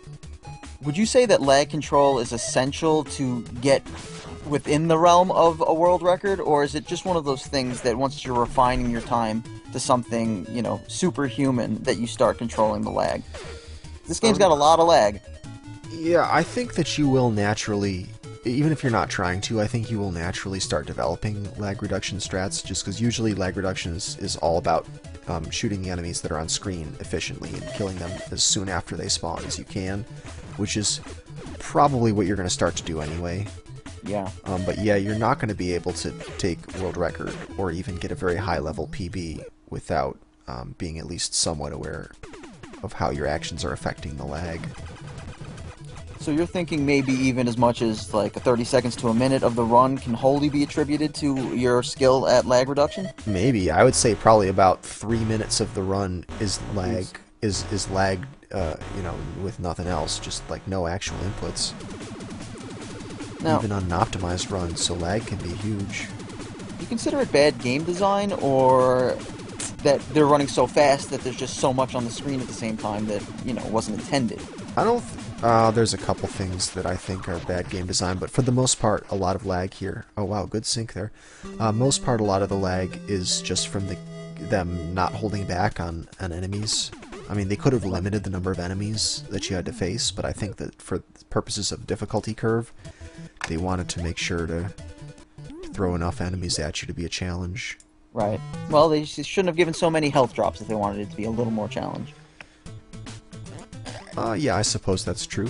Health we all like collecting things, and you know, with the limited continues, especially in the North American version, it's very frustrating and nail biting. You know, when you're on Area 7 and you know on your last continue. Yeah, definitely. I really think that it's a good thing that they gave you all those health refills because, or all that, you know, the health drops. Yeah. Because no, I'm with you. Without that, this would be brutal. Yeah. Yeah. So how far apart are we now? Let's see. So Jam is now hover farming. He's getting to the farm. And Scribble's right behind him. Yeah, he's got one more death. I really did think that Scribble started sooner than Jam. Yeah, I was just gonna say, like, I wish we knew. Look, I totally admit that I could be wrong, but I wish we knew for sure who was right, so that we could, determine. I don't mind. We can trust you though, because you're an older hand at this than I am. So if that's the case, then Jam's definitely got a 20-second lead right now. Yeah, especially after a pretty decent hover farm. He fell, but way more hover than's necessary to get to the top. Oops. Yeah, he did fall right there. Yeah, but he's got so much hover, and it looks like Scribble's once again stuck at the farm. Getting screwed on the farming here. Oh, I feel terrible for him. He doesn't want to go after that H because he's worried he may not be able to get out of the pit. If he delays too long, yeah, he went for it. Look at this. Yeah, well, the H was gonna disappear. Yeah, it'll do it. For 30 seconds, it's... Oh my god. Right, Jeez. I don't think it even... He didn't get enough, did he? He's got 3. Oh, he's got 3. He's good. Yeah, I mean, I don't think he accidentally wasted any frames on them, so... But I feel terrible for Scribble. These guys are so well matched, and it shouldn't be that 2 out of the 3 times, he's getting this horrific hover farm, and it might be the deciding factor in the end. Very well might be, but there's still plenty of game left, so we'll see what happens. Maybe we should make it 5 out of 9 to be really fair. Best 5 out of 9, yeah. Just play Blaster Master until you get sick of it. Yeah, we should just have a marathon, see who drops first. Blaster Master 100. I know, maybe at GDQ they'll let you do that. You could take the 4th day or something. Full day of Blaster Master runs back to back. The entire, and you can get that, task skip even one time. You could be as big a star as Scav is. Right. Well, now we know how to do it so much easier than that. No, you got to do it almost every time. Anyway, Scribbleye doing the screen wraps that we just saw Jam do. Got to wrap 3 times here to get the the hitboxes for Jason's collision with the environment shifted over by 3 tiles, which lets him get through that right there. That pause and unpause that you see him do there, that resets the hitboxes. Whenever you pause and unpause, it shifts everything back where it's supposed to be. So you shift over, get down into that one little square right there, and then pause and unpause, and it puts you back on course, and you're past the breakable blocks without the tank. That's the little skip that's happening there.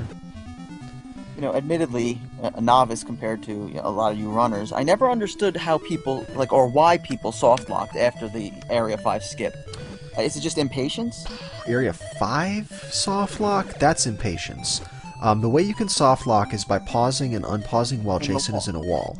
Yeah. So the hitboxes are shifted so your sprite can appear inside a wall, which is fine as long as you don't pause it. And some people, just out of habit, when they go through a door, like if they go through a door by accident while trying to do a screen wrap glitch, they might pause during the transition and then forget they're not supposed to do that. So it's instinct, you're saying? It's just... Yeah, we've seen people soft lock because of that, just pausing in a doorway. Just because it's instinct. Right.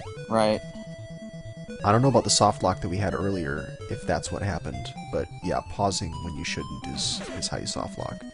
I'm gonna ask a stupid question. Who soft locked earlier? I did miss. I can't remember now, but there was so many races today. Mellis. I missed one of those races because my dog's birthday cake was being served. But yeah, Jam is ahead. He's... what happened to Jam's stream? Yeah, Jam's stream just went down. I'm getting him back up again just a moment. Right now, Scribble's making it through the horizontal hallway, the S hallway before Zoidberg. Not clearing out the enemies.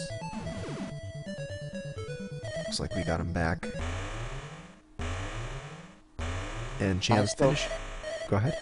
No, I still don't have Jam up yet. I still have... I only see Scribbleye right now. Yeah, his stream just came back.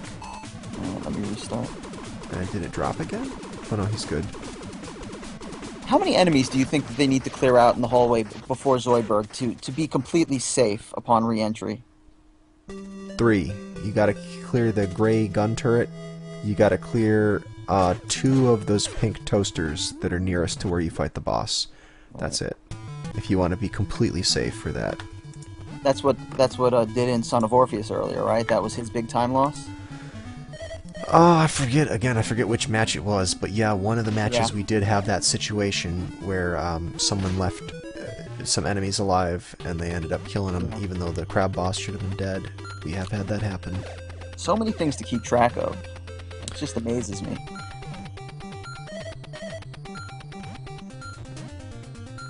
So here we are, ice level. Jam a little bit ahead of Scribbleye currently. Just slight mess up on one of the jumps. Again, just 1 second loss, but you know, if you're only 6 seconds behind, every 1 second loss looms large.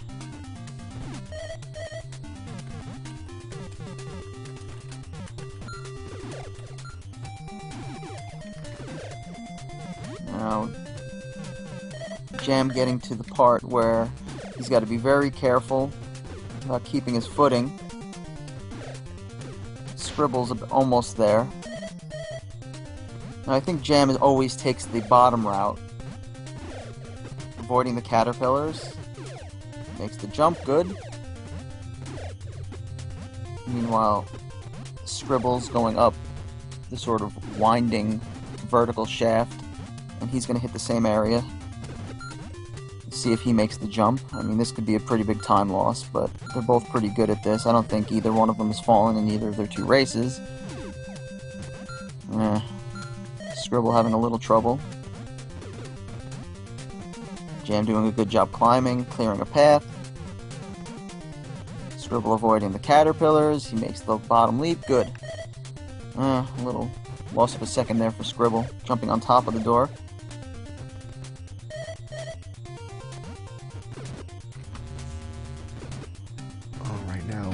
Jam entering the hallway that, you know, the vertical shaft again that he had trouble with last time. He was skidding a little bit last race.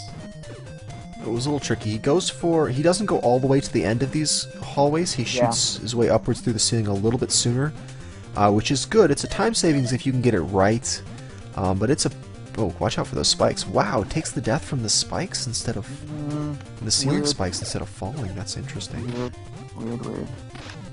And you're a proponent of resetting the blocks, Feasel? I do.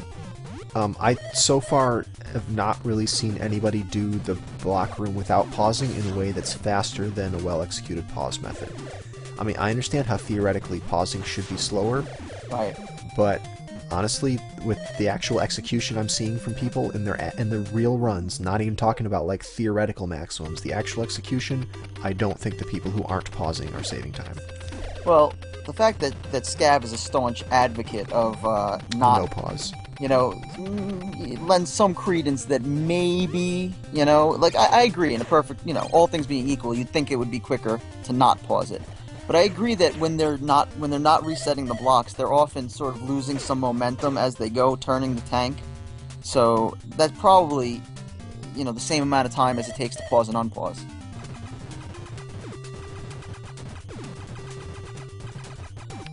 So we have Grabby Sr. here now. Jam is hoping to avoid a zombie. Scribble's also a room away. He has to take his intentional death here on the spikes. And good. No zombie for Jam.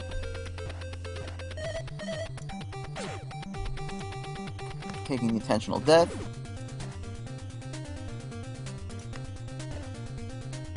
Scribble's got to be about 30 seconds behind. And zombies here, that could increase, but not as much fear of that in the Japanese version of the game. Okay, Jam already making his way back through Area 6 here. Area 5 here. Ooh. You know, maybe I just don't keep my eyes open while they're fighting the boss, but that was weird how there was 5 of them on the screen at the same time as he died. Have I just missed that every single time? Did you happen to catch that? 5 what? Okay, I don't know what the name of this boss is. Grabby, the one that's zombies. Okay, right. So he killed him. He didn't zombie, but as he died and flashed off the screen, there were 5 of them, or 4 or 5 of them, in a horizontal line for about a split second. And I've never seen that before. And it 4 was or odd. 5 what though? 5 of the boss. Oh, copies of the boss. Oh, Yeah. I see what you're saying. It was bizarre, and I don't know whether maybe I'm just seeing things, you know? Oh, no, my wife corroborates, but she might just be... But you're not crazy? Okay. Yeah, but she might just, you know, be saying it. You got to defend your husband. So, no, she says I saw it. So she's Absolutely. very All right. adamant about it. I believe you. All right. I just looked away at the wrong moment. You blinked. Yeah. Yeah. Just looking at the wrong screen at the wrong time. But yeah, that could happen. There's a lot of graphical glitches. We'll sometimes get music glitches where the game will play the music from the wrong stage as the boss is dying. Strange stuff will happen in this game. Like I was saying, I think this game's got a weird charm to it. I mean, it's got a charm to it that's very obvious, but it's also, when you sort of delve into it, it's got a lot of sort of eccentricities. Yeah, that's for sure. But it's got a lot of nice exploits that we can use. We can use some glitches to our advantage, and that makes it all worthwhile. Tell chat to lay off my wife. She's getting a big head over here. She wants to jump into commentary.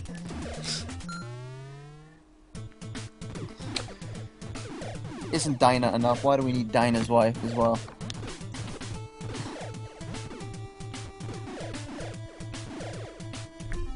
Good job, honey. You're a hit.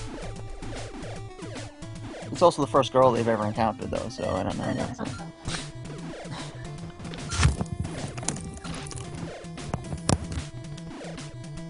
Jam has the hover to save that half a second there. Yep, a little bit of hover. And we've seen a couple of people get knocked off the wall because they try to do that hoverless. Yeah, do it a little too early. Yeah, and just sometimes with the enemy pattern, if you have to go all the way up to the ceiling, you run into problems. Jam is not going for the skip. He's going right in this room instead of left. That makes sense, the amount that he is ahead. However, if Scribbleye manages to get the skip first try and nails them both, yeah, then I think Scribbleye could catch up. Something's got to be going on that Jam he's pretty much avoided doing the skips 4 out of 5 times, right? Or 5 out of 6 times. And I feel like that's unlike him. I mean, I'm no expert, but I feel like he'd be taking the risk, even here, just to get the second, well, maybe the second skip, of course, but... Well, Scribbleye not going for that skip, so if he was going to suddenly pull ahead because of Jam's choice there, we would have had to see Scribbleye go left in that room. But he went right. Yeah. And Scribbleye did not even pick up the flashing hover, and that's unusual for someone who's planning on taking this route.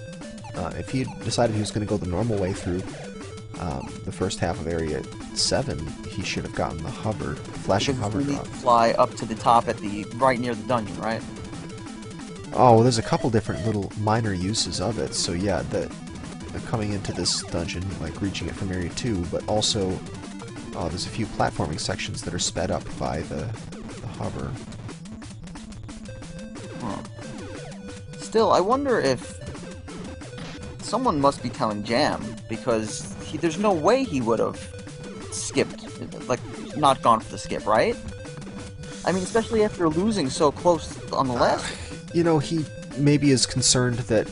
we saw earlier he tried to make that skip and messed up. Oh, and Jam not doing the second skip either? That is really unusual. Yeah, I mean, I don't know, I don't want to speak out of turn, because I don't know whether it's inappropriate to get, have people telling you where your opponent is. I mean, I know some people don't want to know, and some people probably want to know, but, I mean, it's not frowned upon, right? No, and in fact, I think that it's good racing strategy to know where your opponent is and adapt your strats. Some people like to play as if they don't know where their opponent is, even if they could find out. Right. But there's no race rules against it. Well, then that's certainly impetus to build your fan base, right? Because the more fans you have, the more people to tell you what's going on. Exactly. I try to just watch the stream myself. I like to just have the stream up so I don't have to... Is that because you don't have any people following you, Feasel? Is that why? Maybe I just don't trust them. Maybe I don't trust them. Yeah, you've got an untrustworthy bunch. After they saw you play Blackthorn, they didn't trust you, so... Yeah. Maybe you get a couple more followers, and then, then they'll trust you. Well, we got Scribbleye going for the skip here. He is still behind, so even if he gets the skip, he's still going to have some catch-up to do, but... He's really hauling there. He's taken the death already. I think Jam may still have another life here, so Scribbleye is down to his last life. Oh, no. He still had another one, though. Yeah, he wasn't down to his last life, I was going to say. Thank goodness. Yeah, right? So don't do that again. Oh, that'd have been a rip right there. Oh! What? No, that didn't just... Okay, No. now you gotta go left, man. Oh, no, he's gonna go right. I don't think he's practiced this first part of his skip. Ugh.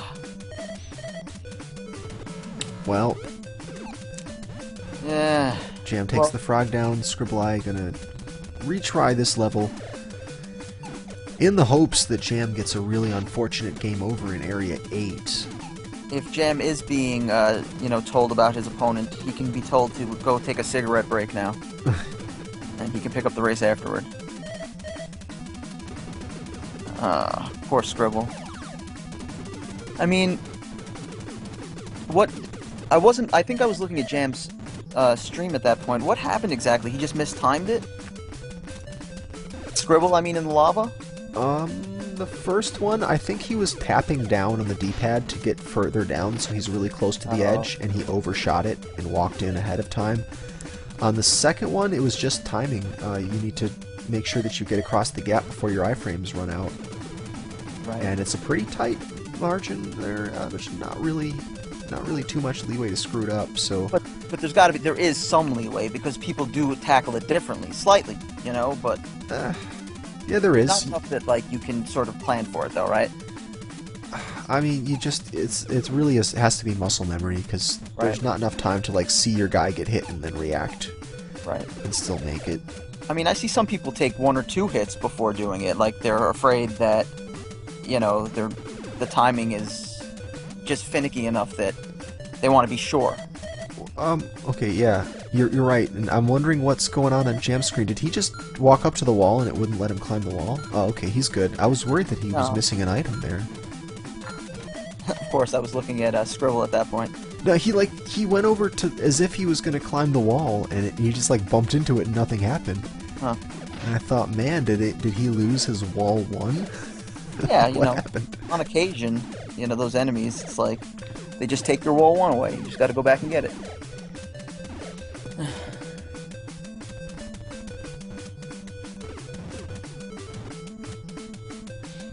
Now maybe you can really quickly tell me. Now when I've seen Zero Noin now and Dragoon recently do the glitch on the boss of the game. Is it performed the same exact way as the Zoidberg glitch? Which one? Oh, the final boss? Yeah, when they're fighting him inside Yeah. of him. Nobody's sitting there, immobile. Yeah, it's right. You just wait until the screen starts to fade out, and you pause it during the fade out, and then just go down a screen. Right, so it is the same exact thing. Yeah, it's the same glitch. And it's slower because you don't need the extra door transition or the extra pausing. But at the same time, it's a safer way to fight the boss. I don't know that I would do it in a race because I've never practiced it, but... Yeah. Well, you wouldn't want to soft lock and force the Blaster Master Governing Board to have to convene to make up a new rule. Alright, well, yeah, Shiny Dragoon actually caused that to happen because I think he paused too early. Yeah, I think it was too early that. also. Jam was playing it really safe in the Hellway. He taking out all the caterpillars before moving on because clearly he knows he has enough time. But still, what happened? He fell into the spikes, I guess, and just wall kept him in there. Yeah, well, basically that when you take damage, you can't climb out, and the those caterpillars are all over you as well, so you're taking damage from caterpillars and spikes. These things are nasty. Also,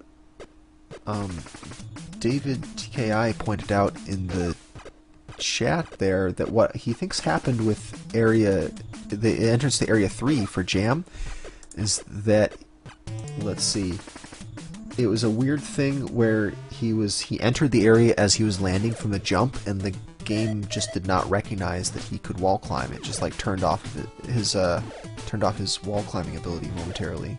That's a new one. I've never had that happen to me, but I totally believe that can happen. It sounds Yeah, really I would believe plausible. any weird thing, weird input problem that this game has, I would believe it occurred. Right. And, hard to pay attention to Scribble when Jam is pretty much at the end of the game, but he didn't do either of the skips the next time through, I don't think, which is, I mean, he might have known, that it was all but over, but I saw him actually going through the level, so I'm curious. They're really sort of just scared of the task skip now.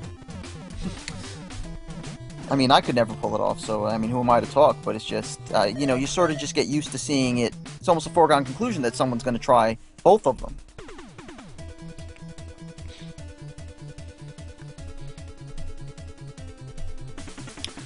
Jam taking on the final boss here, or first form of the final boss.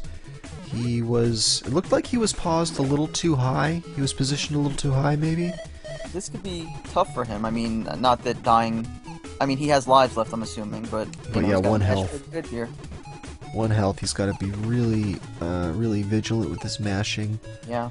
Is he... he's far enough to the right. I was worried that he was too far to the left there. That can cause problems. Oh, nope, there it was. Yeah. I think he was too far to the left. I think what happened is that the boss slipped out of his grenades for a moment, and boss slid to the right, just a little bit too far from him. Right. He wasn't positioned precisely. Right. So now he's going with the quote-unquote safe strats. Oh, boy.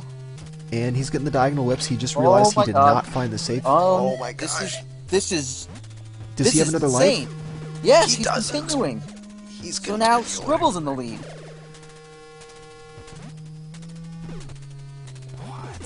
Look at it. This is... What a reversal. Jeez. This was like... I wonder what's going on in chat. Let's see how they're taking it. Nope. Nope. No. Well. Wow. No. Yep. That's exactly what I'm thinking. I lost $10,000? You shouldn't be betting on these Blaster Master races.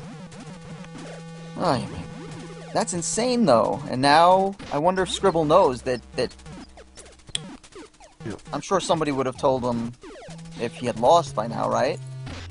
I don't even know. Jam is taking intentional death in that spike pit room. Oh, but look at him. Look at him blazing through this room. He's only a room behind. Yeah, he is. Jam is one room behind where Scribbleye is. Maybe we'll say a room and a half because he's still got half of it to go.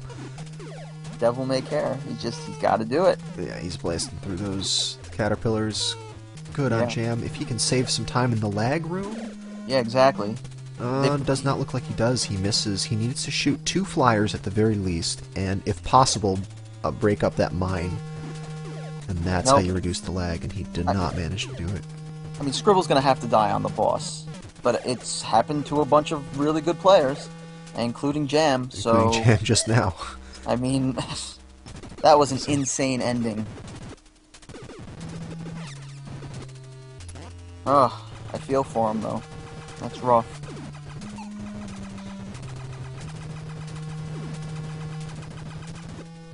That's rough.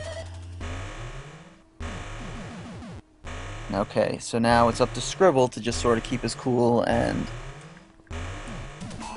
Yep. He's positioned... Whoa, he's positioned just fine, actually. I think that may be the perfect spot. Let's see if there's any disconnect in the damage here. No, he hit him the entire time, so that was a perfect first form fight for Scribbleye. Jeez. So Jam still has... You see, I thought that... I didn't realize after the continue that it still saved the boss. Oh, yeah. So look at this. So Jam got back there fast enough that Scribbleye, even with a perfect first form, probably won't manage to catch up. No, there's no. I mean, it's just whoever started the fight first.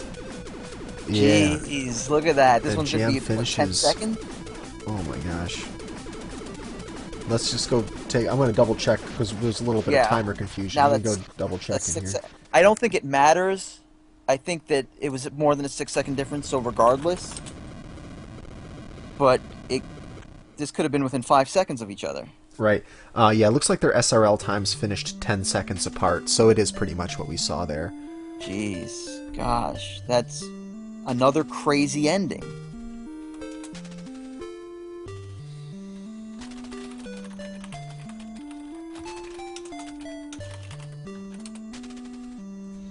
Yeah, we're going to pull in Scribbleye here and Jam. We'll pull them both in and we'll...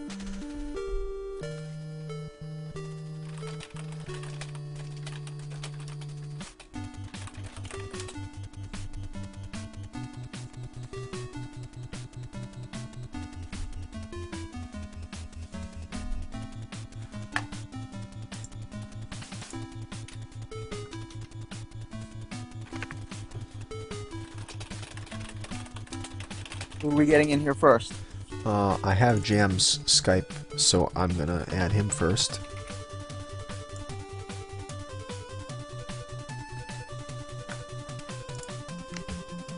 And then... Good evening.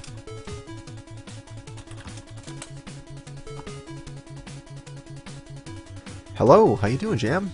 Very well. How are you? Very well myself. Crazy ending to that race. Wasn't it?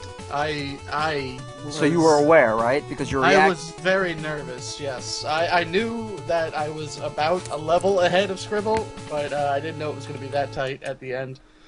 I saw where his position was when I died on the end boss there, and I just started freaking out. And then I remembered that the first part of the end, the last fight doesn't spawn, and I was like, oh, maybe I'll have this, you know. And I just pushed in. Then I totally lost focus on everything else going around. Focused in the top right corner of my screen, just spammed the crap out of grenades, and it was crazy. Well, after that, you deserve it. I mean, what is that? Your second win in the first round? Yes, it is the second win in the first round. Going for that perfect score, Scavenger and Fiesel. I'm coming for you guys next. Oh no. Neither of them's very good. I don't see where you'd have any issues. Right? No, it's gonna be rough to advance in this bracket. This bracket has 6 people in it, so yeah, making sure that you get. I think that if 2 people get 4, that would secure them first and second place, and I think that might be the case in this bracket. But we'll have to see what happens. I mean, the possibilities of a tie does exist, right? In advancing forward, what is it? Head that breaks it? That's a good question. I mean, because if you don't plan for it, it's guaranteed to happen. Right. Murphy's Law, right? You know, That's so. right. Jeez. You better get that rule in the books before someone decides to challenge it. Contingency plans. I don't know. We'll see. These races have been really close. I wouldn't knock it. I wouldn't doubt there being a tie with the crazy races we've had lately. You know, Mellis and Reach and what was it? It was Mellis and Orf this morning. Yeah, I mean, that was nuts. So I was saying to Fiesel that, like, I can't imagine. You know, I'm pretty new to this entire scene, and I've watched Zelda 2 races, Mario races, you know, Link to the Past races. Nothing like this. Like, it's so close every single time today. Like, this is pretty much as compelling, you know, television as you could get.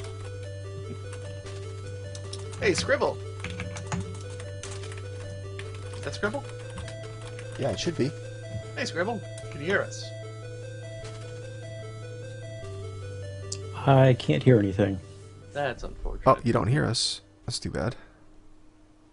Nothing? We're saying really interesting stuff right now, so. We can hear you just You have some hard-hitting fine. questions. Really impressive commentary going on here, so it's too bad. Yeah, he's missing out. I didn't know if I wanted to go for the Area 7 skips or not. And in this race, I think it would have been a clincher if I would have went for it on this last one. But the first race, I was just like, I'm not going for it. I know I have a definite lead, and I just barreled through the rest of Area 7, which really made it close because I believe Scribble did the first or the second skip in Area 7 on the first match. So I was really surprised when I didn't see him do it on the second match, and I don't know if he was just watching me and saw that I messed up the first part of the Area 7, the first Area 7 skip. So Well, that's what I want to ask him, because the last race came down to him not performing the skip after he had continued. I mean, you were off by, you know, you won by around 10 seconds, but he didn't do, you know, he died at the end of Area 7, right? Yeah, in the lava skip, and then didn't do either of the skips next time around. Yeah, I thought for sure I was toast when I failed that lava skip Yeah, the that's second what we were time. wondering, whether he thought it was all but over. Yeah, Oh. I decided to keep going. So, if Ah. anything that this tournament has taught you guys is just don't ever give up, Never because stop. you know, like, seriously, it sounds trite, but now this is the second time that it's happened. You know, that like somebody, you know, it's cost them the race, I guess. I felt for you, for real, especially after those 2 hover farms that you got in the 2. yeah. that you That won. the last hover farm I had was that the one I got 4 within like a ridiculous Yeah. short amount of time? They were just Like, handing them to you. I Like, was like, it was what is black- this? Oh, what is this? There's another one? I might as well grab that one too. Like, I just didn't know what to do with myself. I never had that so much hover. But it actually helped me out because I got knocked off of the Yeah. third golem. So That's I what had we a were second saying. chance. So, you The know, hover- Over.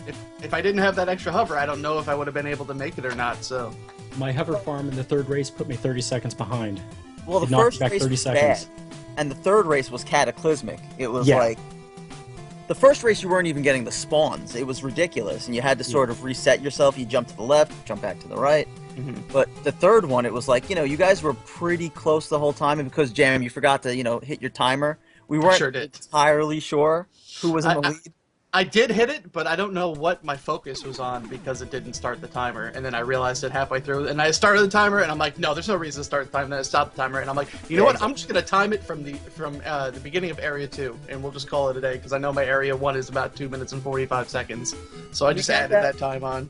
Can we count that as your PB, 26 minutes or whatever you want to do? You know what? That would be great. Let's call it. Let's call it. Yeah, Let's call I'd say it world record. send that in. Who's the moderator, Scab? Yeah, right. Look, Scab, look, he approves everything without looking at it anyway, so we're good. He's got too many Zelda randomizers to worry about. Very But cool. I do feel like you guys were so evenly matched, and it was sort of the hover farm that did it. Like without the horrible hover farm, I think we could have flipped the coin as to which of you two were going to win. I was on PB pace for that second race. I was on PB pace, and the only reason I didn't get a PB was because I passed up the second skip. Right.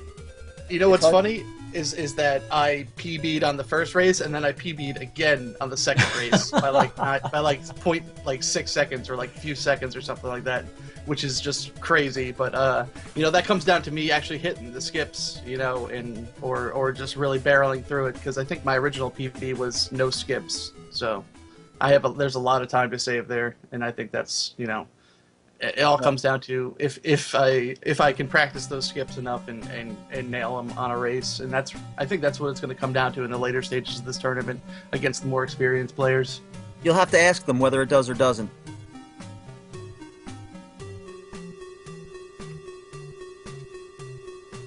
Cue cricket noises. I'm sorry, was there a question? Are you looking for a question for us here? Sorry, I was distracted by something, and I'm sorry. What was that? What? Who's last to talk? Yeah, that's all right. Well, Scribbleman, I appreciate Something it. about Really good Hoverfront? games. We had a good time. I had a good time, and I look forward to. We should race this again. We should start getting community races together for this because that would be a lot of fun instead I of just totally these agree. one-on-ones. I totally agree. Even though I lost those two races, I still had a pretty good day overall. I got a gold 2, a gold 6, and a gold 8. So I was, aside from those missed skips, I was racing pretty good today for my own pace anyway. Oh, absolutely. Because I did a little research on you, and I was like, oh man, this is what I can expect. And I unfortunately even though I've watched some of your matches, I still underestimated you, and that could have cost me the game there. So never I underestimate figured- your opponent, that's for sure, especially not Scribbleye. I thought this was going to be close, and I had no idea how close those first two races were going to be. Yeah. If you guys just keep PBing, just keep doing it, and you'll make it all the way to the end.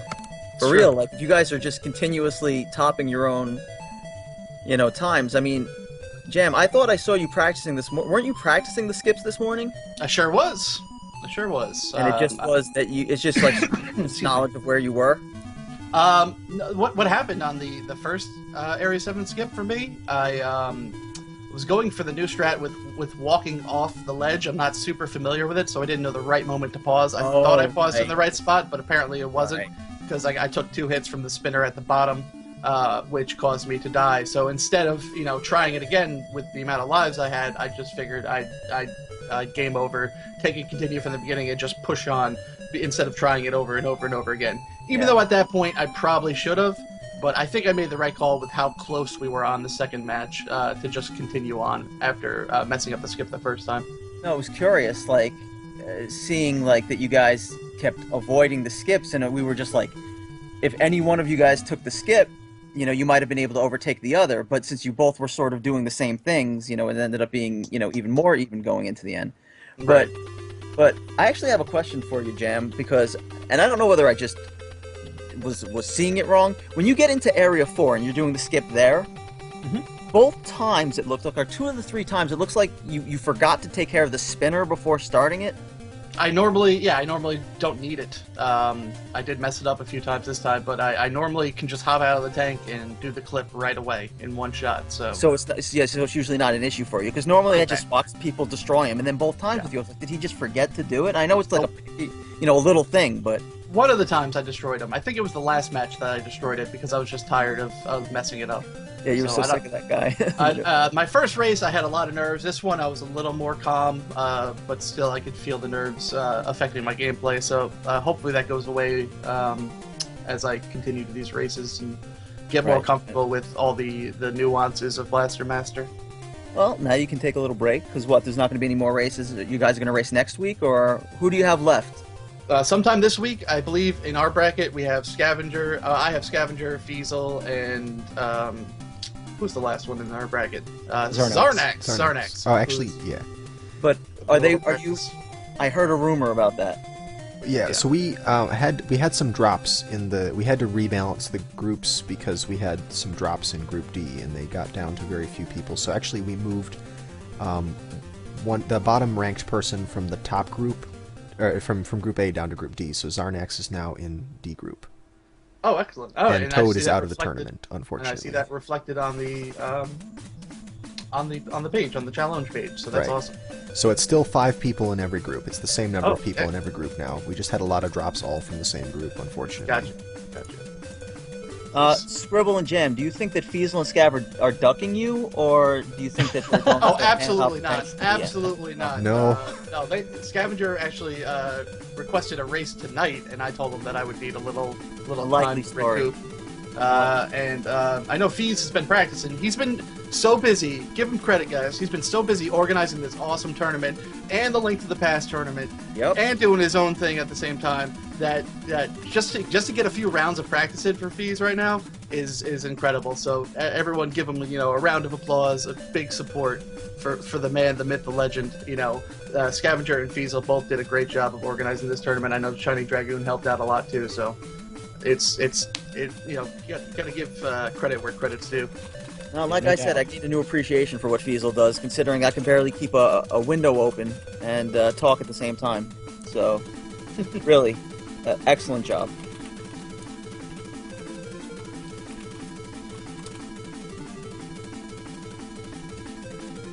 So what do we have next? No more today, right? I think there's no more Blaster Master today unless someone wants to come on and challenge me right now. Ooh. Right now, he says. Right now. Right now, because is this Scavenger versus Feasel? Do we have Scab versus Feasel right now? Man, I'm not ready for that. No, I also might want to take a break, but yeah, man, sometime this week we should get our matches done. Scribbleye and Jam, either of you guys. I'm up for it. My advice is don't give up, even if you die. Yes, keep at it. Let me look at my calendar. I'm currently unemployed and don't really do anything, so anytime is usually good for me. My calendar says I'm open. I'll have to check my schedule with work and stuff. So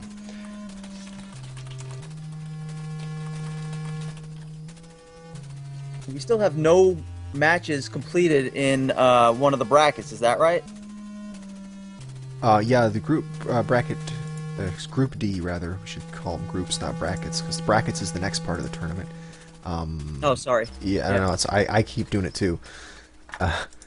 Group D. Yep, we do have. We're going to have a bunch of matches coming up from Group D, because there's a lot to get done in that one. Is there a deadline for that? We're being kind of lenient about the deadlines. Right. But we will probably start chasing people down and who haven't done very many matches yet. Not that anybody in this call is having that situation, right?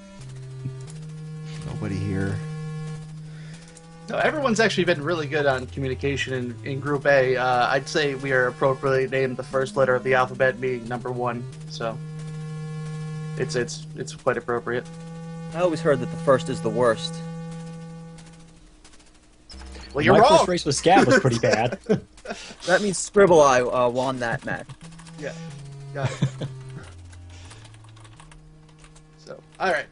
Yeah, thank you very much. Good game, Scribbleye. Very good game. Thank you very much, commentators, for the restream and the awesome commentary. I'm gonna have to go back and listen to all the excitement that you guys have provided for us, and I thank you very much for It having was me an on. amazing race, both of you. For real, it was awesome race. That was a lot of fun. It was really intense. Good game. Good games. Game for both of you, definitely. Anything more for me? No, get out of here. All right, farewell. All right, everyone. Guess it's good night until the next race. Alright, thanks for watching, guys. Very thanks. See you next time.